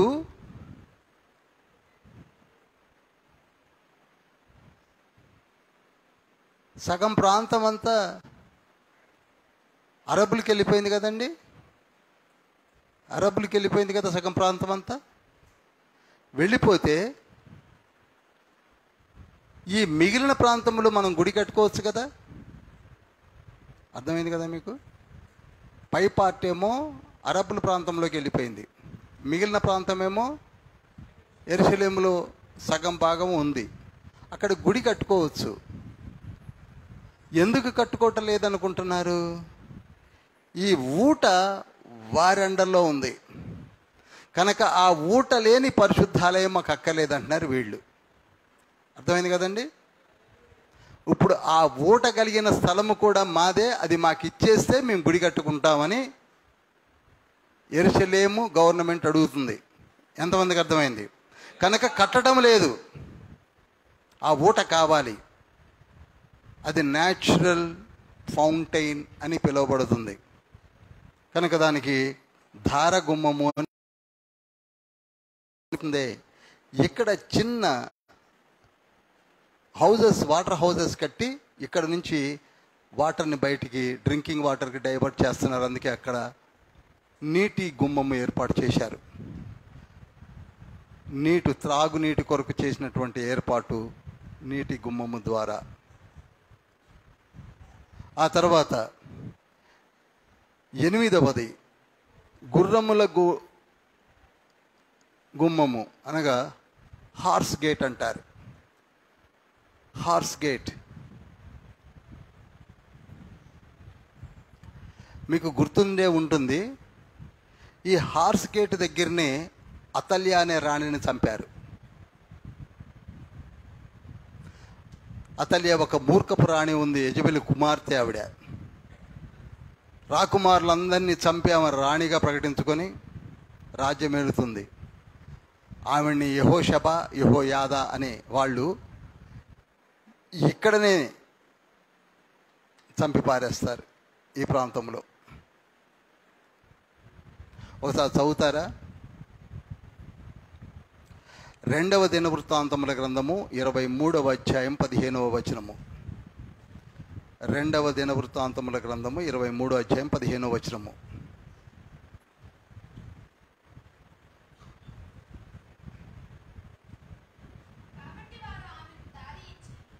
ఆమెకు అనగా అతల్యాకు దారి.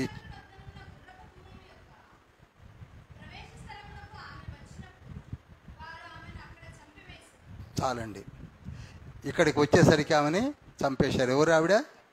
రాణి, అతల్య అనే రాణి. అర్థమవుతుందా మీకు? రికార్డు కొరకు, ఎందుకనగా రేపటి దినాన మీరు దినవృత్తాంతములు చదువుతున్నప్పుడు చాలామందికి ఒక డౌట్ వస్తుంది. మొదటి దినవృత్తాంతముల గ్రంథము 1వ అధ్యాయం 15వ వచనంలో సీనా అని ఉంటుంది ఒక పేరు. ఏం పేరండి ఇది? సీనా అంటే ఏదో కాదు, చైనా. నోట్ చేయండి, ఎందుకో గుర్తుకొచ్చింది చెప్పాను. మొదటి దినవృత్తాంతముల గ్రంథము 1వ అధ్యాయం 15వ వచనంలో అక్కడ ఏమని ఉంటుంది? సీనా అని ఉంటుంది. అది ఏంటండి? అది చైనా. చైనా. కనుక ఇక్కడ ఈ గుర్రముల గుమ్మము దగ్గరనే అతల్యాని చంపారు. ఇది కొంచెం హార్డ్గా ఉంటుంది సబ్జెక్ట్ని, కాదన్ను. ఇది బైబిల్ స్టడీ కనుక అర్థం చేసుకోండి, సువార్త కాదు కనుక. ఇంకొక మాట, కింగ్ సాల్మన్కి 1400 గుర్రపు రౌతులు ఉన్నాయి. కింగ్ సాల్మన్, సొలొమోన్ రాజుకి ఎన్ని గుర్రాలు ఉన్నాయండి? 1400 గుర్రములు, వాటిని తోలు రౌతులు ఉన్నారు. ఆ తర్వాత 1400 రథములు, 12,000 గుర్రాలు. నోట్ చేయండి, ఐఎమ్ వెరీ సారీ. 14,000 రథములు, 12,000 గుర్రములు. 1400 రథములు, 12,000 గుర్రాలు. ఇవన్నీ కూడా ఇటు నుంచే వెళ్ళడం. ఎప్పుడు బయటికి వెళ్ళాలన్నా ఈ రథములు కానీ గుర్రాలు కానీ ఏ గేట్ నుంచి పోతాయండి? హార్స్ గేట్ నుంచే వెళ్ళేటి, హార్స్ గేట్ నుంచే వస్తాయి. ఇకపోతే 9వ, ఇంతవరకు అర్థమైంది కదా? 8వ గుమ్మం అర్థమైంది కదా? 9వ గుమ్మము తూర్పు గుమ్మము. తూర్పు గుమ్మము దాన్నే ఏం గేట్ అంటారు? గోల్డెన్ గేట్ అని కూడా పిలుస్తారు. తూర్పు గుమ్మంను గోల్డెన్ గేట్ అని పిలుస్తారు. పెద్ద గుమ్మము, అసలు ఇది మెయిన్ గుమ్మము, తూర్పు గుమ్మము. ఇప్పుడు అది సీల్ చేయబడింది, మూసేసి ఉన్నది. ఎందుకని?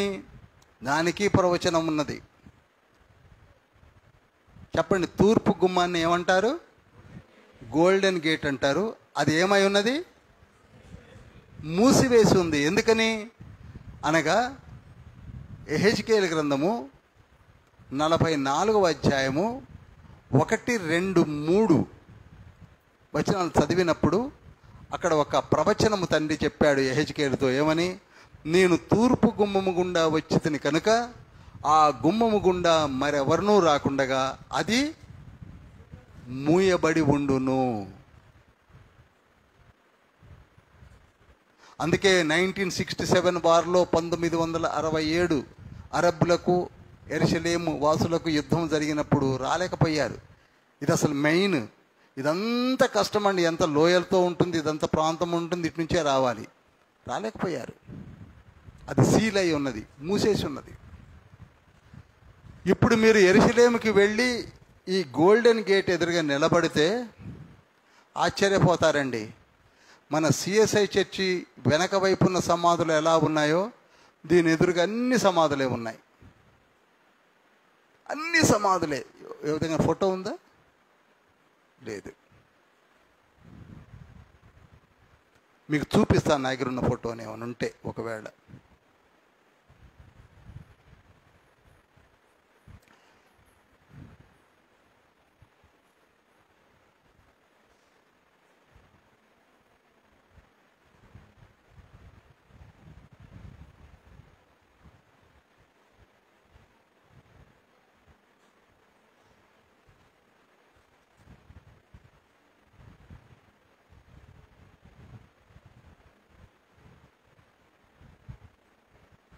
నెహెమ్యా కట్టిన గోడ ఎలా ఉంది కనపడుతుందా మీకు?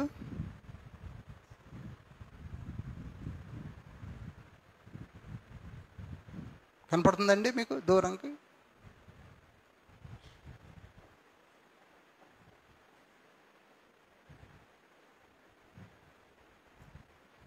ప్రజెంట్ యెరూషలేము ఇలా ఉంది. మధ్యలో dome of the rock.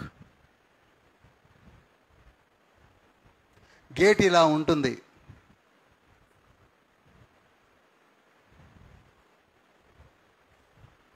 Back structure ఇలా ఉంది. నెహెమ్యా కట్టింది.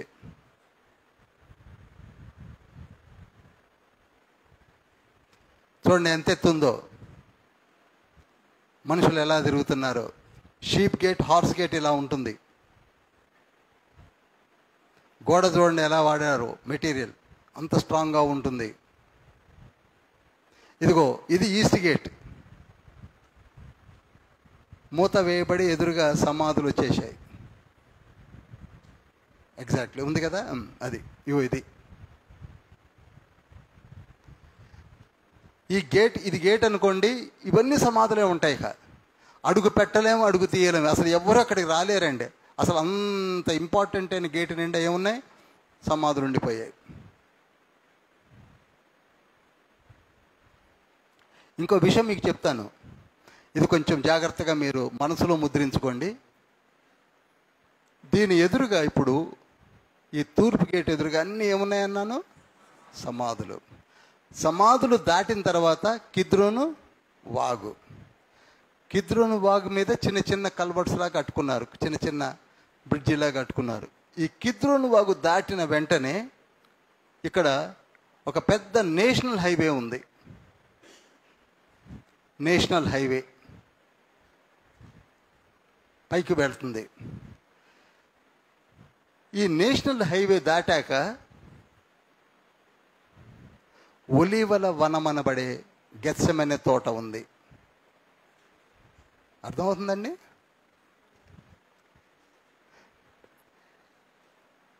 ఇక్కడ మనం నిలబడితే దీని ఎదురుగా ఏముంది? కిద్రోను వాగు కాలువ. ఆ తర్వాత ఒక నేషనల్ హైవే.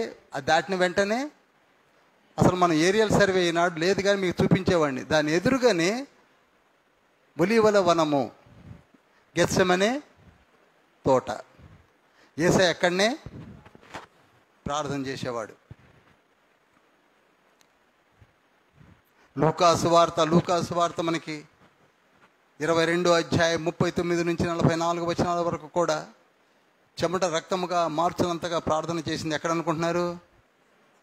ఇక్కడ ఈ ఒలీవల వనమనే ఈ తోటలో ప్రార్థన చేసిన ఈ పక్కనే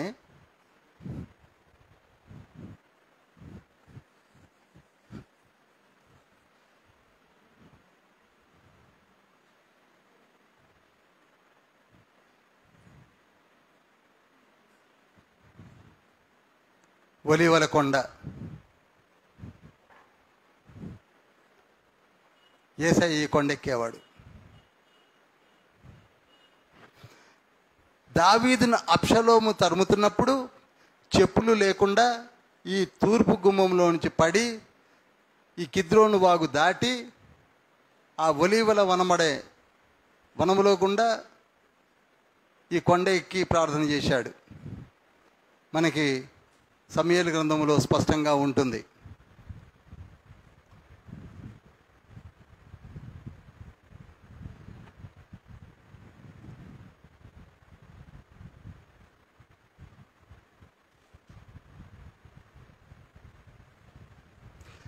రెండవ సమూయేలు గ్రంథము 15వ అధ్యాయము 23వ వచనాన్ని చూచినప్పుడు, రెండవ సమూయేలు గ్రంథము 15వ అధ్యాయం 23వ వచనము.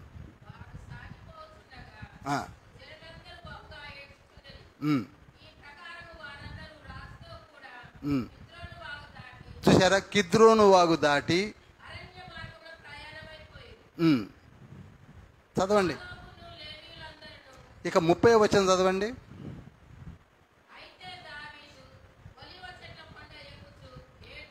చూసారా, ఒలీవ చెట్ల కొండ ఎక్కుచూ ఏడ్చుచూ, చాలమ్మా. వితౌట్ కింగ్ అండి ఆయన, రాజు తనకు సొంత కొడుకే తరుముతున్నప్పుడు చెప్పులు లేవు, జుట్టంతా విరబోసుకొని ఏడుస్తూ ఆ కిద్రోను వాగు దాటి. ఇప్పుడు మీకు అర్థమైంది కదా స్ట్రక్చరు స్పష్టంగా మీ హృదయంలో. ఒలీవల కొండ పక్కనే ఒలీవల వనము, అందుకే ఒలీవల వనం అన్నారు. దీన్ని గత్సెమనే తోట అని కూడా అన్నారు. దాని పక్కన నేషనల్ హైవే, దాని పక్కన కిద్రోను వాగు, దాని పక్కనే గోల్డెన్ గేట్. అది ఏమైంది? మూత వేయబడి ఉంది. ఇంకొక విషయం చెప్తాను. ఈ సిరీస్ ఆఫ్ మౌంటైన్స్ ఇలా ఉన్నాయి. ఇవన్నీ కొండలే. అసలు యెరూషలేము చుట్టూ కొండలేనండి. 125వ కీర్తనలో యెరూషలేము చుట్టూ పర్వతములు ఉన్నట్టు ఇది మొదలుకొని నిన్ను కాపాడుదును అన్నాడు. అంటే అర్థం ఏంటి? యెరూషలేము చుట్టూరు ఏ విధంగా కొండలున్నాయో అదేవిధంగా మీ చుట్టూ కూడా నేను కొండలాంటి కొండగా నేను ఉంటాను అన్నాడు. Hallelujah. We need not worry because we are having such a wonderful Lord Jesus. తండ్రి మనకున్నాడు కనుక. ఇప్పుడు ఈ ఒలీవల కొండ, ఇక్కడ ప్రార్థన చేయడానికి ఒలీవల వనము, దీని పక్కనే గొల్గొతా కొండ. ఇది గొల్గొతా కొండ.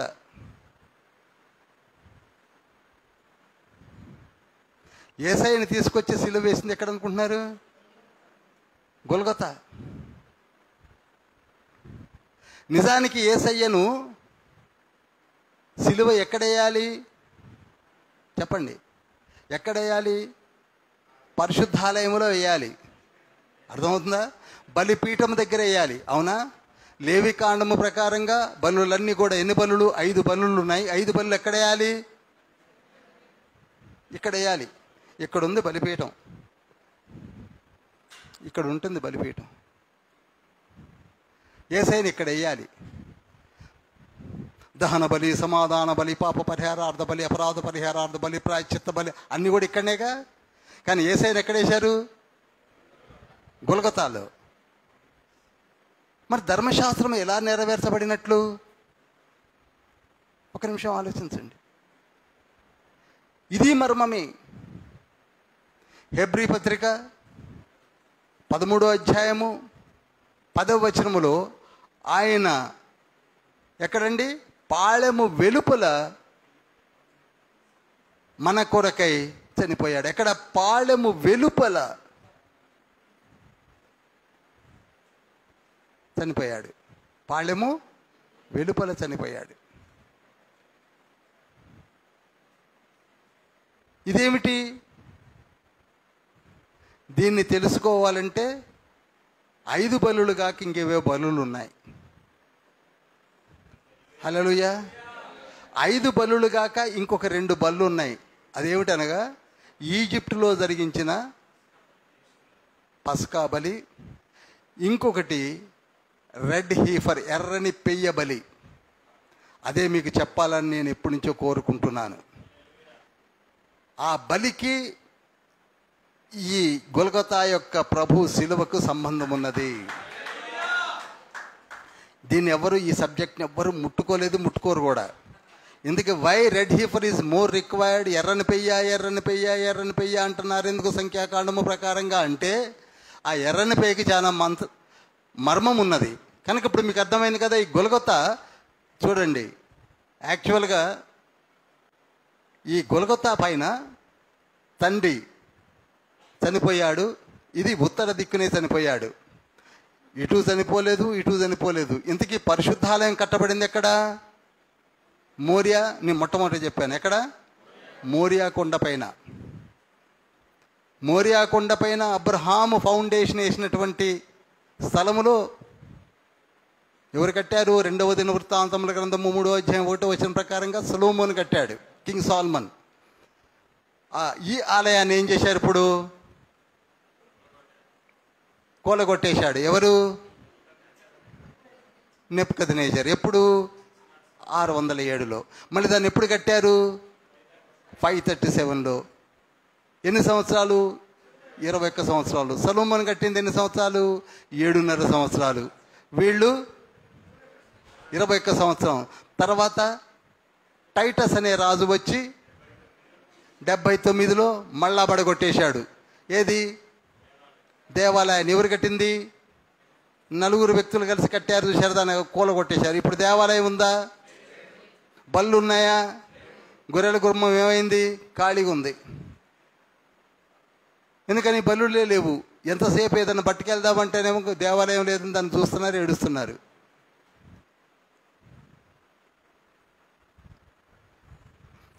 ఈ దేవాలయం కట్టబడింది అంటే ప్రభురా అక్కడ వచ్చేస్తుంది. అందుకే దేవాలయం కట్టబడాలంటే ఎర్రని పెయ్య కావాలని చెప్పేసి మనలో కొందరు తిరుగుతూ ఉన్నారు. ఇదిగో దొరికింది అమెరికాలో ఎర్రని పెయ్య అన్నారు. ఎర్రని పెయ్య దొరికింది కానీ మరి గుడేది? గుడి ఉండాలిగా. ఆ పెయ్యకు క్లియర్గా ఇచ్చాడు ఇన్స్ట్రక్షన్స్. ఆ వయసు దాటితే పనికిరాదు. ఇంతకీ ఎర్రని పెయ్యను మొట్టమొదటిగా బలి ఇచ్చింది ఎవరో తెలుసా? అబ్రహాము. ఎక్కడో తెలుసా? 15వ అధ్యాయంలో. అది రెడ్ హీఫర్లో సబ్జెక్టులండి. హల్లెలూయా. మచ్చుకు చెప్తున్నాను మీకు. అబ్రహాము మొట్టమొదటి ఇచ్చాడు. అందుకే దేవుడు ఆశీర్వదించి నేను గొప్ప జనాంగముగా చేస్తాను. అబ్రహామా, నువ్వు ఎక్కడ పైన ఉన్నటువంటి గోలాన్ హైట్స్ నుంచి కింద వరకు కూడా నువ్వు ఆక్యుపై చేస్తావని ఆదికాండము 15వ అధ్యాయం 18వ వచనంలో చెప్పింది అదే. కనుక ప్రియులారా, ఆలయాన్ని కొంచెం సేపు ఆపుదాం. ఇప్పుడు మనం సబ్జెక్ట్లోకి వెళ్దాం. ఎక్కడ దాకా వెళ్ళాము? టైం అయిపోతుంది కనుక తూర్పు గోడ వరకు వెళ్ళాం, గుమ్మం వరకు వెళ్ళాం. తూర్పు గుమ్మం ఇప్పుడు ఏమై ఉన్నది? మూత వేసి చివరికి ఎవరు అది ఎలాగో మూత వేసి పట్టింది కదా అని అందరూ సమాధులు ఆడనే పెట్టుకుంటున్నారు. మీకు ఒక మాట ఆశ్చర్యం కలిగించేది చెప్పాలా? 82వ కీర్తన 3వ వచనాన్ని ఎవరైనా చదువుతారా?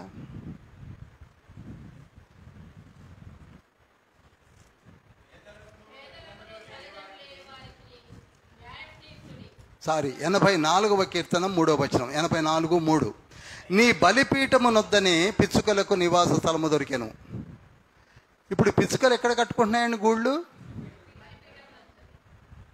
ఎందుకంటే బలిపీఠం దగ్గర పిచ్చుకలు గూళ్ళు కట్టుకుంటున్నాయి. వాన కోవేలలో ఏం చేస్తున్నాయి? గుడ్లు పెట్టి పిల్లలు చేసుకుంటున్నాయి. అసలు బలిపీఠం దేనికండి? బలులు ఇవ్వడానికి. మరి అటువంటి బలిపీఠాలు ఇప్పుడు ఏమైపోయాయట? పిచ్చుకలకు వానకో అంటే పిచ్చుకల కంటే చిన్నది వానకోవేల.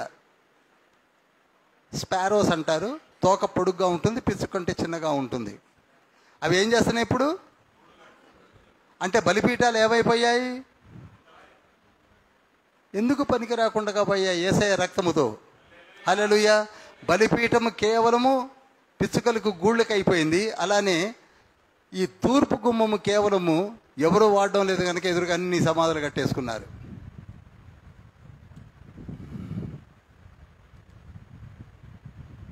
ఆ తర్వాత గుమ్మము 10వ గుమ్మము తనిఖీ గుమ్మము, ఇన్స్పెక్షన్ గేట్ అంటారు దాన్ని. ఎవరైనా వచ్చినట్లయితే అక్కడ ఇన్స్పెక్షన్ చేసి అప్పుడు లోపలికి అలౌ చేస్తారు. Inspection gate. ఆ తర్వాత ఇంకొక గుమ్మం ఉన్నది. ఇది నెహెమ్యా కట్టలేదు, సందర్శకుల గుమ్మము. ఎఫ్రాయిము గుమ్మములు చిన్నగా ఉంటాయి, అవి పాడవలేదు కనుక ఆయన కట్టలేదు. ఇంతకీ నెహెమ్యా కట్టినవన్నీ ఎవరన్నా పొరపాటున 12 అంటే అసలు ఒప్పుకోకండి. 3వ అధ్యాయం చదువు బాబు అని చెప్పండి. 10 కట్టాడు, 2 ఉన్నాయి. ఏవి లేవు? ఎఫ్రాయిము, సందర్శుల గేటు, ఇవి 2 ఆయన కట్టలేదు. ఈ విధంగా కట్టి కంప్లీట్ చేసినటువంటి గొప్ప నాయకుడు ఎవరు? నెహెమ్యా. చేసిన తర్వాత వీటిని ఇప్పుడు ప్రతిష్ఠ చేయాలి కదండి, దేవునికి ప్రతిష్ఠ చేయాలి కదా. అప్పుడు 2 గుంపులు చేశాడు. ఎవరు? నెహెమ్యా 2 గుంపులు చేశాడు. ఒక గుంపు ఎజ్రా, ఇంకొక గుంపు నెహెమ్యాని. 2 గుంపులు చేసి వారి ముందు బాకా ఊదుతూ, వాయిద్యాలు వాయిస్తూ, కీర్తనలు పాడుతూ, సంతోషముతో ఆరంభించాలని ఒక ఏర్పాటు చేశాడు నెహెమ్యా. అర్థమవుతుంది కదండి. ఇప్పుడు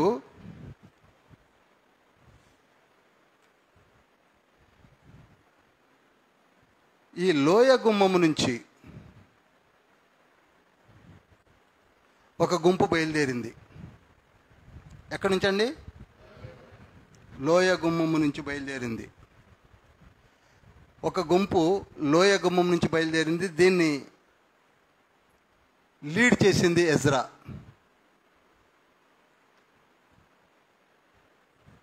జాగ్రత్తగా నోట్ చేయండి, రేపు మీరు చెప్పాలి.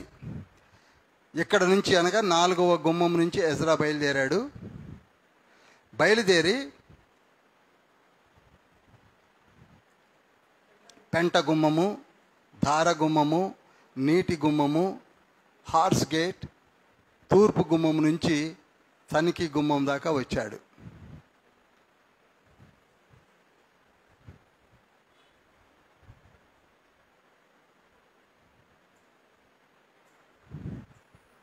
ఓకే, ఇక్కడ నుంచి మొదలుపెట్టి తనిఖీ గుమ్మం దాకా వచ్చాడు.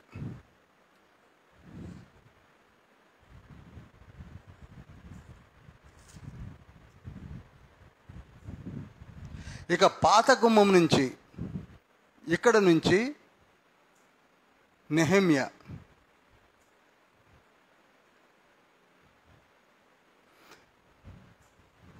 మత్స్య గుమ్మము, గొర్రెల గుమ్మము, ఇలా తనిఖీ దాకా వచ్చాడు.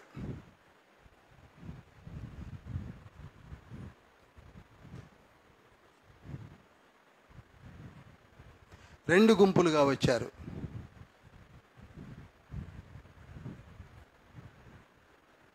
సంతోషముతో ప్రార్థిస్తూ, దేవుని స్తుతిస్తూ, స్తోత్రిస్తూ ఈ జరిగినటువంటి కార్యమంతా కూడా మీకు నెహెమ్యా గ్రంథము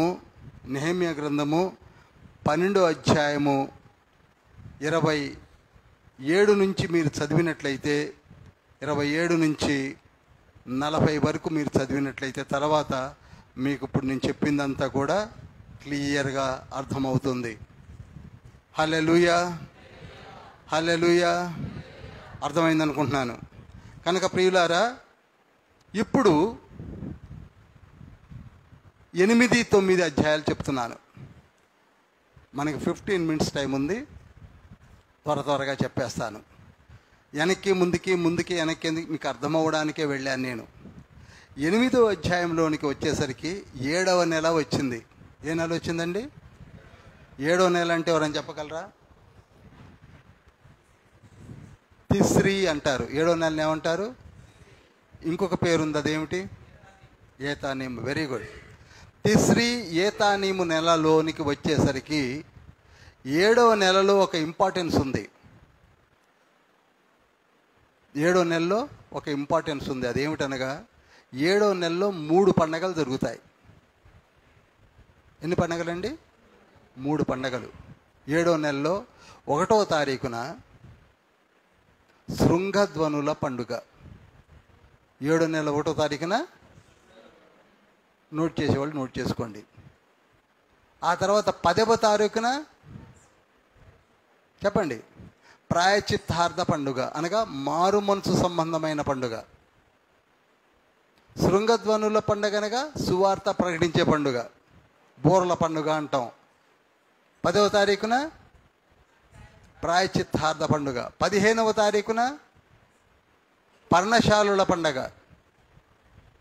ఏం పండగ అండి? పర్ణశాలుల పండగ. మరి మొట్టమొదటి 3 పండగలు, పస్కా పండుగ, పులియన్ రొట్టెల పండుగ, ప్రథమ ఫలముల పండుగ ఎప్పుడు వస్తాయి? అబీబు నెల మొదటి నెలలో వస్తాయి. సరే, అటు వెళ్ళను అనుకోండి. 7వ నెలలో ఎన్ని పండుగలు వచ్చాయి? ఈ 3 పండుగలను కూడా ఎజ్రా వాళ్ళ చేత జరిపించాడు. హల్లెలూయా. గోడ కట్టుకున్నాము, అందరము వచ్చాము, చక్కగా సంతోషంతో ఉన్నాము, పండగలు చేసుకుందామని చెప్పి అందరినీ పిలిచి ఏం చేశాడంటే ఒక గొప్ప పండుగను ఏర్పాటు చేశాడు. అదే బూరల పండగ, శృంగధ్వనుల పండుగ. అందుకే అందరినీ పిలిచి ఏం చేశాడు చూడండి. నీటి గుమ్మము ఎదుట ఉన్న మైదానములో ఇజ్రాయేలునందరినీ పిలిపించి ధర్మశాస్త్ర గ్రంథము తెమ్మని, 8వ అధ్యాయం చదువుతున్నాను నేను, తెమ్మని ఎజ్రాను శాస్త్రితో చెప్పగా, యాజకుడైన ఎజ్రా 7వ మాసము మొదటి దినమున ఆ చప్టాపై నిలబడి ఉదయము మొదలుకొని, 3వ వచనంలో, ఉదయము మొదలుకొని మధ్యాహ్నము వరకు కూడా నిలుచున్న ఆ స్త్రీ పురుషులకును తెలివితో వినగల వారందరికీ చదివి వినిపించుచు. ఎప్పటి నుంచి ఎప్పుడు దాకండి?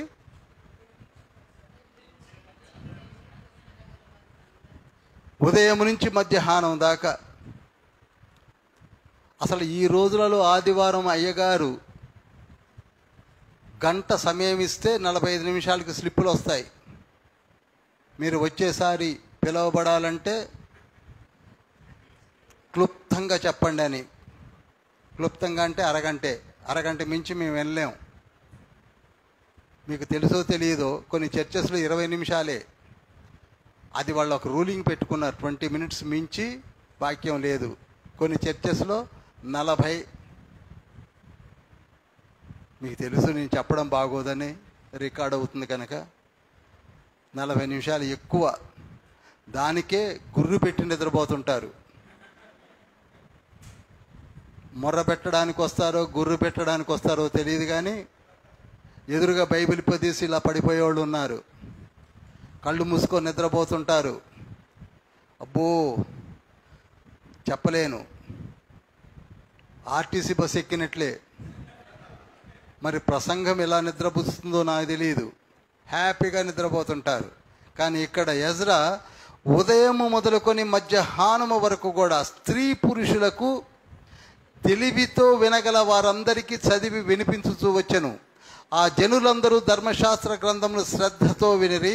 అంతటా శాస్త్రియగు ఎజ్రా ఆ పని కొరకు కర్రతో చేయబడిన ఒక పీఠము మీద నిలబడి ఉన్నాడు. దాన్నే ఆల్టర్ అంటాము, పుల్పీట్ అంటాము, అన్నీ అంటాము. వినండి, అంత గొప్ప పరిచర్య ఎజ్రా శాస్త్రి, లేవీయుడు, యాజకుడు, దేవుని బూరగా వాడబడుతున్నాడు. ఇక్కడ గొప్పతనం ఏమిటంటే ఆయన ఉన్నది ఉన్నట్టుగా చదవలేదు. వారికి వినసొంపుగా ఉన్నట్టుగా ధర్మశాస్త్రమును చదివి వినిపించాడు. హల్లెలూయా. అందులో దేవుని యొక్క ఆత్మ వారికి వినసొంపుగా వినగలిగారు, విన్నారు, ప్రభువుని మహిమపరిచారు. ఎందుకనగా చక్కటి ఆలయం అనుగ్రహించబడమే కాకుండా ప్రాకారములు కూడా కట్టినటువంటి స్థితి.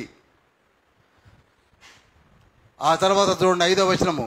అప్పుడు ఎజ్రా అందరికంటే ఎత్తుగా నిలబడి జనులందరూ చూస్తుండగా గ్రంథమును విప్పెను. విప్పగానే జనులందరూ నిలవబడి ఎజ్రా మహాదేవుడని యెహోవాను స్తుతింపగా జనులందరూ తమ చేతులెత్తి ఆమెన్ ఆమెన్ అని పలుకుతూ ఉన్నారు. చూడండి, చేతులెత్తి ఆమెన్ ఆమెన్. ఆమెన్ అనే మాట మొట్టమొదటిగా ఇర్మియా గ్రంథము 11వ అధ్యాయం 7వ వచనంలో 5 నుంచి 7 వచనాల్లో ఉంటుంది. ఆమెన్ అనగా అవునుగాక, జరుగునుగాక, కలుగుగాక అనే అర్థాన్ని ఇచ్చే ఆమెన్ అనే పదాన్ని ఆనాటి నుండి వాడడం మొదలుపెట్టారు. ప్రియులారా, మనము కూడా ఈనాటికి ఆమెన్ అనే దగ్గర పెద్ద వేద్యం మొదలైంది. కొందరు ఆమెన్ అనాలనా, హల్లెలూయా అనాలనా, ఏదో ఒకటి అనరాదండి. దానికో పెద్ద డాక్టరీన్లు, ఏది అనకుండా అందుకే అందరు కూర్చోవడం మొదలుపెట్టారు కారులో లగేజ్ లాగా. కొందరు చూశారు చర్చిలు ఎన్నని చెప్పండి, ఉలకరు పలకరు, మౌన వ్రతంలో కూర్చున్నట్టుగా కూర్చొని ఉంటారు. చెప్పేవాడు దారిలో చెప్పుకుపోతూ ఉంటాడు, వినేవారు ధోరణిలో వింటూ ఉంటారు, నిద్రపోయేవాడు నిద్రపోతూ ఉంటారు.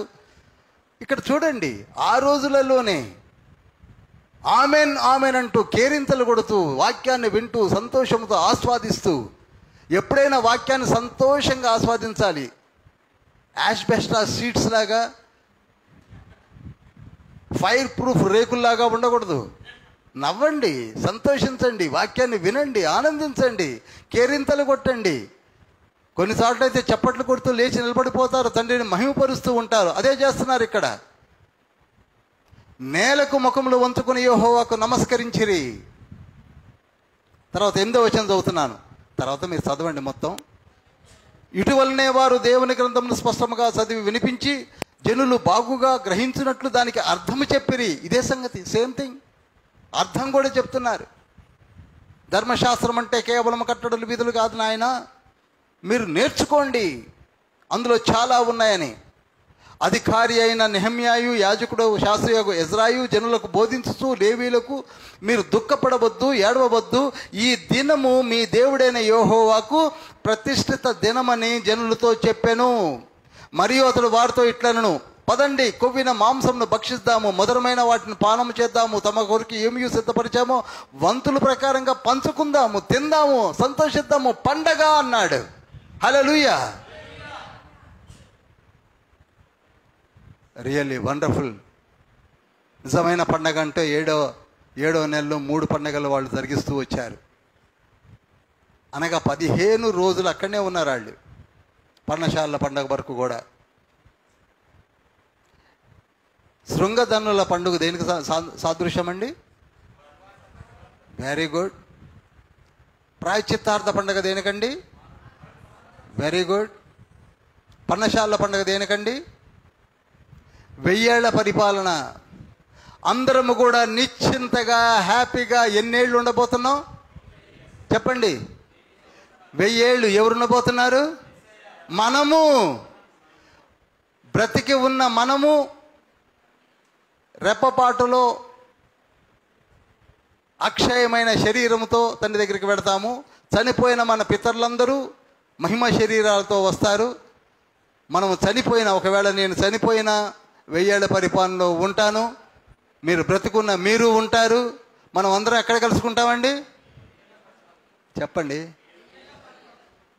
అప్పుడు మిమ్మల్ని దేనికి ఇన్ఛార్జిగా పెడతారో, కొందరిని కొత్తగూడెం, కొందరు రామవరం, కొందరు రుద్రంపూర్, కొందరు గౌతంపూర్, కొందరు పాలవంచ, కొందరు బ్రదర్ని ఖమ్మం, హైదరాబాద్.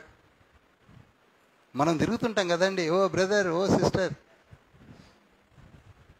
1000 ఏళ్ల పరిపాలనలో కలుసుకోబోతున్నాం. సంతోషించండి. 1000 ఏళ్ల పరిపాలనలో కలుసుకోబోతున్నాం మనం అందరము. మనకు మరొక అవకాశం ఉన్నది. మన ప్రియులందరూ చనిపోయారని దుఃఖపడుతున్నారేమో. మన ప్రియులందరూ ఒకవేళ మారు మనసు పొందినట్లయితే ఎక్కడ కలుసుకుంటాం? అందుకే 1000 ఏళ్ల పరిపాలనలో కలుసుకోవాలంటే మారు మనసు పొందండి. మొట్టమొదటి మెట్టు మారు మనసు, మారు మనసు, మారు మనసు. మారు మనసు లేని బ్రతుకు, అది పొంది 2వ మెట్టు బాప్తిస్మము, 3వ మెట్టు ఆత్మను పొందుకోవడం. 4వ మెట్టు పరలోకమే. 1000 ఏళ్ల పరిపాలనలో ఉంటామండి? ఉంటాము. ఉంటాము ఉంటాము అటువంటి అవకాశము. నేను చచ్చిపోతానేమో, నేను చచ్చిపోతానేమో. చచ్చిపోతే చచ్చిపోయావు, 1000 ఏళ్ల పరిపాలనలో ఉంటావు. మారు మనసు పొందితే, లేకపోతే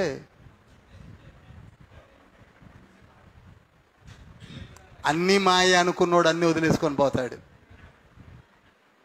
ఎంత గొప్ప వైభవం! 32 ఏళ్లకే ప్రపంచంను జయించినటువంటి అలెగ్జాండర్ సైతము, సెలబ్రిటీస్ లాంటి మెర్లిన్ మెన్రోలు కావచ్చు, క్లియోపాత్రాలు కావచ్చు, ఎలిజబెత్ టైలర్లు కావచ్చు, ఇంకా మహా సెలబ్రిటీస్ కావచ్చు, ఎక్కడికి పెడతారు? 1000 ఏళ్ల పరిపాలనలో ఉండరండి. మారు మనసు కావాలి. మారు మనసు కావాలి. మారు మనసు లేని జీవితము వృధా, వేస్ట్. ఇంత గొప్ప జీవితాన్ని ఎందుకు వృధా చేసుకుంటున్నాం? మారు మనసు పొందండి. అందుకే యేసయ్య అన్నాడు, మారు మనసు పొందండి, మారు మనసు పొందండి, మారు మనసు పొందండి. అలనాడే యేసయ్య రాకమునిపే, వాగ్దాన ఫలము పొందక మునిపే వారు మారు మనసు పొంది ప్రభువును మహిమ చెల్లించి పండుగలు జరిగించి మేము పరలోకములో ఉంటామని వాళ్ళు కేరింతలు కొడుతుంటే, ప్రథమ ఫలము చూసిన యేసయ్య మన కొరకు వచ్చి రక్తాన్ని చిందించి మనలను పిలుస్తున్న యేసయ్యను మర్చిపోయి ఈ లోకంలో తలకాయ దూర్చి ఒంటెలాగా జీవిస్తున్నామేమో. జాగ్రత్త, జాగ్రత్త. ఎంత వైభవైన మారు మనసు కావాలి. There is no other go except salvation. తండ్రి మన కొరకు 3 సిద్ధపరిచాడు. ఎన్నిటినండి? ఎప్పుడైనా ఈ సువార్తను ప్రకటిస్తాను ప్రత్యేకంగా. 1, ఆయన దిగి వచ్చి తన కృపను మనకు అనుగ్రహించడానికి, కృపను అనుభవించడానికి, కృపల్లో నీవు పొందుకోవడానికి మొదటిది ఆయన రక్తము. ఏమిటండి అది? రక్తము. రక్తాన్ని మనకిచ్చాడు. ఆ రక్తము నీపై ప్రోక్షించుకుంటే కృపలోనికి వెళతావు. 2వది, ఆయన పరిశుద్ధాత్మనిచ్చాడు మన జీవితాలని కట్టడానికి. అదే 3వ మెట్టు. 3వది వాక్యం అనే ఉదక స్నానము. చెప్పండి. ఎఫ్సీలు రాసిన పత్రిక 5:27 మొట్టమొదటిగా నా రక్తాన్ని ఇచ్చాను, రక్తముతో కడగబడండి. ఫస్ట్ మెట్టు. 2వది నా ఆత్మనే ఇచ్చాను, ఆత్మలో ఎదగండి. అది 3వ మెట్టు. 3వది ఏంటి? వాక్యం అనే ఉదక స్నానము. వాక్యాన్ని చదివినట్లయితే నీవు ఉదక స్నానము చేసిన వారిగా ఎదిగిపోయి 1000 ఏళ్ల పరిపాలనలో ఉంటారు. ఆ తర్వాత పరలోకంలోనికి ఆటోమేటిక్గా వెళ్ళిపోతాం. ఎక్కడ కలుస్తామండి మనం అందరం? చెప్పండి, ఎక్కడండి? 1000 ఏళ్ల పరిపాలనలో కలుస్తాం. 1000 ఏళ్ల పరిపాలనలో కలవాలని తండ్రి కోరిక.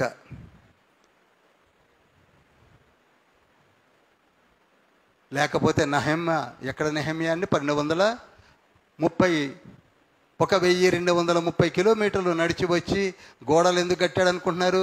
1000 ఏళ్ల పరిపాలనలో ఉండాలని. హల్లెలూయా. దేవుని కార్యాలు జరిగించాలని. ఈనాడు మనం అందరం కలిసి ఎందుకు ఈ బైబిల్ స్టడీ కండక్ట్ చేసుకుంటున్నాం? నెహెమ్యా ఎక్కడుంటే మనకెందుకండి? మనం 1000 ఏళ్ల పరిపాలనలో ఉండాలి. అభిషేకం మనపై నిలవాలి. నీవు మరి ఒక నెహెమ్యా లాగా లెగాలి. నువ్వు మరి ఒక ఎజ్రా వలె లెగాలి. మనం అందరము లేచి ఎంత గొప్ప కార్యాలు వారు జరిగించారో మనము కూడా లేచినట్లయితే ఇంకెంత గొప్ప కార్యాలు జరిగిస్తాము. హల్లెలూయా. నేను వాడుకుంటాడు తండ్రి, బలంగా వాడుకుంటాడు. తన ఆత్మను నీలో ఉంచుతాడు, తన మాట నీ నోట ఉంచుతాడు. నిన్ను ఉరిపిడి మ్రానుగా చేస్తాడు, పదును పెట్టిన గొడ్డలుగా చేస్తాడు. ఖడ్గమునకు పిడి ఎంత ముఖ్యమో మారు మనసు అంత మనిషికి ముఖ్యము. వితౌట్ సాల్వేషన్ కత్తి ఎంత ఉన్నా పిడి లేనట్లే. పిడి కావాలి. ఆ పిడే బాప్తిస్మము. హల్లెలూయా. మనలను కూడా నెహెమ్యాలుగా వాడుకుంటాడు, మనల్ని కూడా ఇజ్రాయెలుగా వాడుకుంటాడు, మనల్ని కూడా జెరుబ్బాబెలుగా వాడుకుంటాడు, మనల్ని కూడా నెహెమ్యా వలె వాడుకుంటాడు, మనల్ని కూడా జకర్యాలాగా వాడుకుంటాడు. వాడుకోబోతున్నాడు. ఆ అభిషేకం మనపై నిలిచి ఉన్నది. అందుకే పౌలు గారు అంత కష్టపడ్డాడు. ఈనాడు మనము కూడా అదే కష్టపడడానికి నిన్ను తండ్రి లేవనెత్తుతున్నాడు. నీకు ఇష్టమున్నా లేకపోయినా తండ్రి నిన్ను వాడుకుంటాడు. నెహెమ్యాను వాడుకున్నది ఆ తండ్రి. నిన్ను వాడుకోడా? నన్ను వాడుకోడా? హల్లెలూయా, హల్లెలూయా, హల్లెలూయా. లేచి నిలబడదాం. హల్లెలూయా.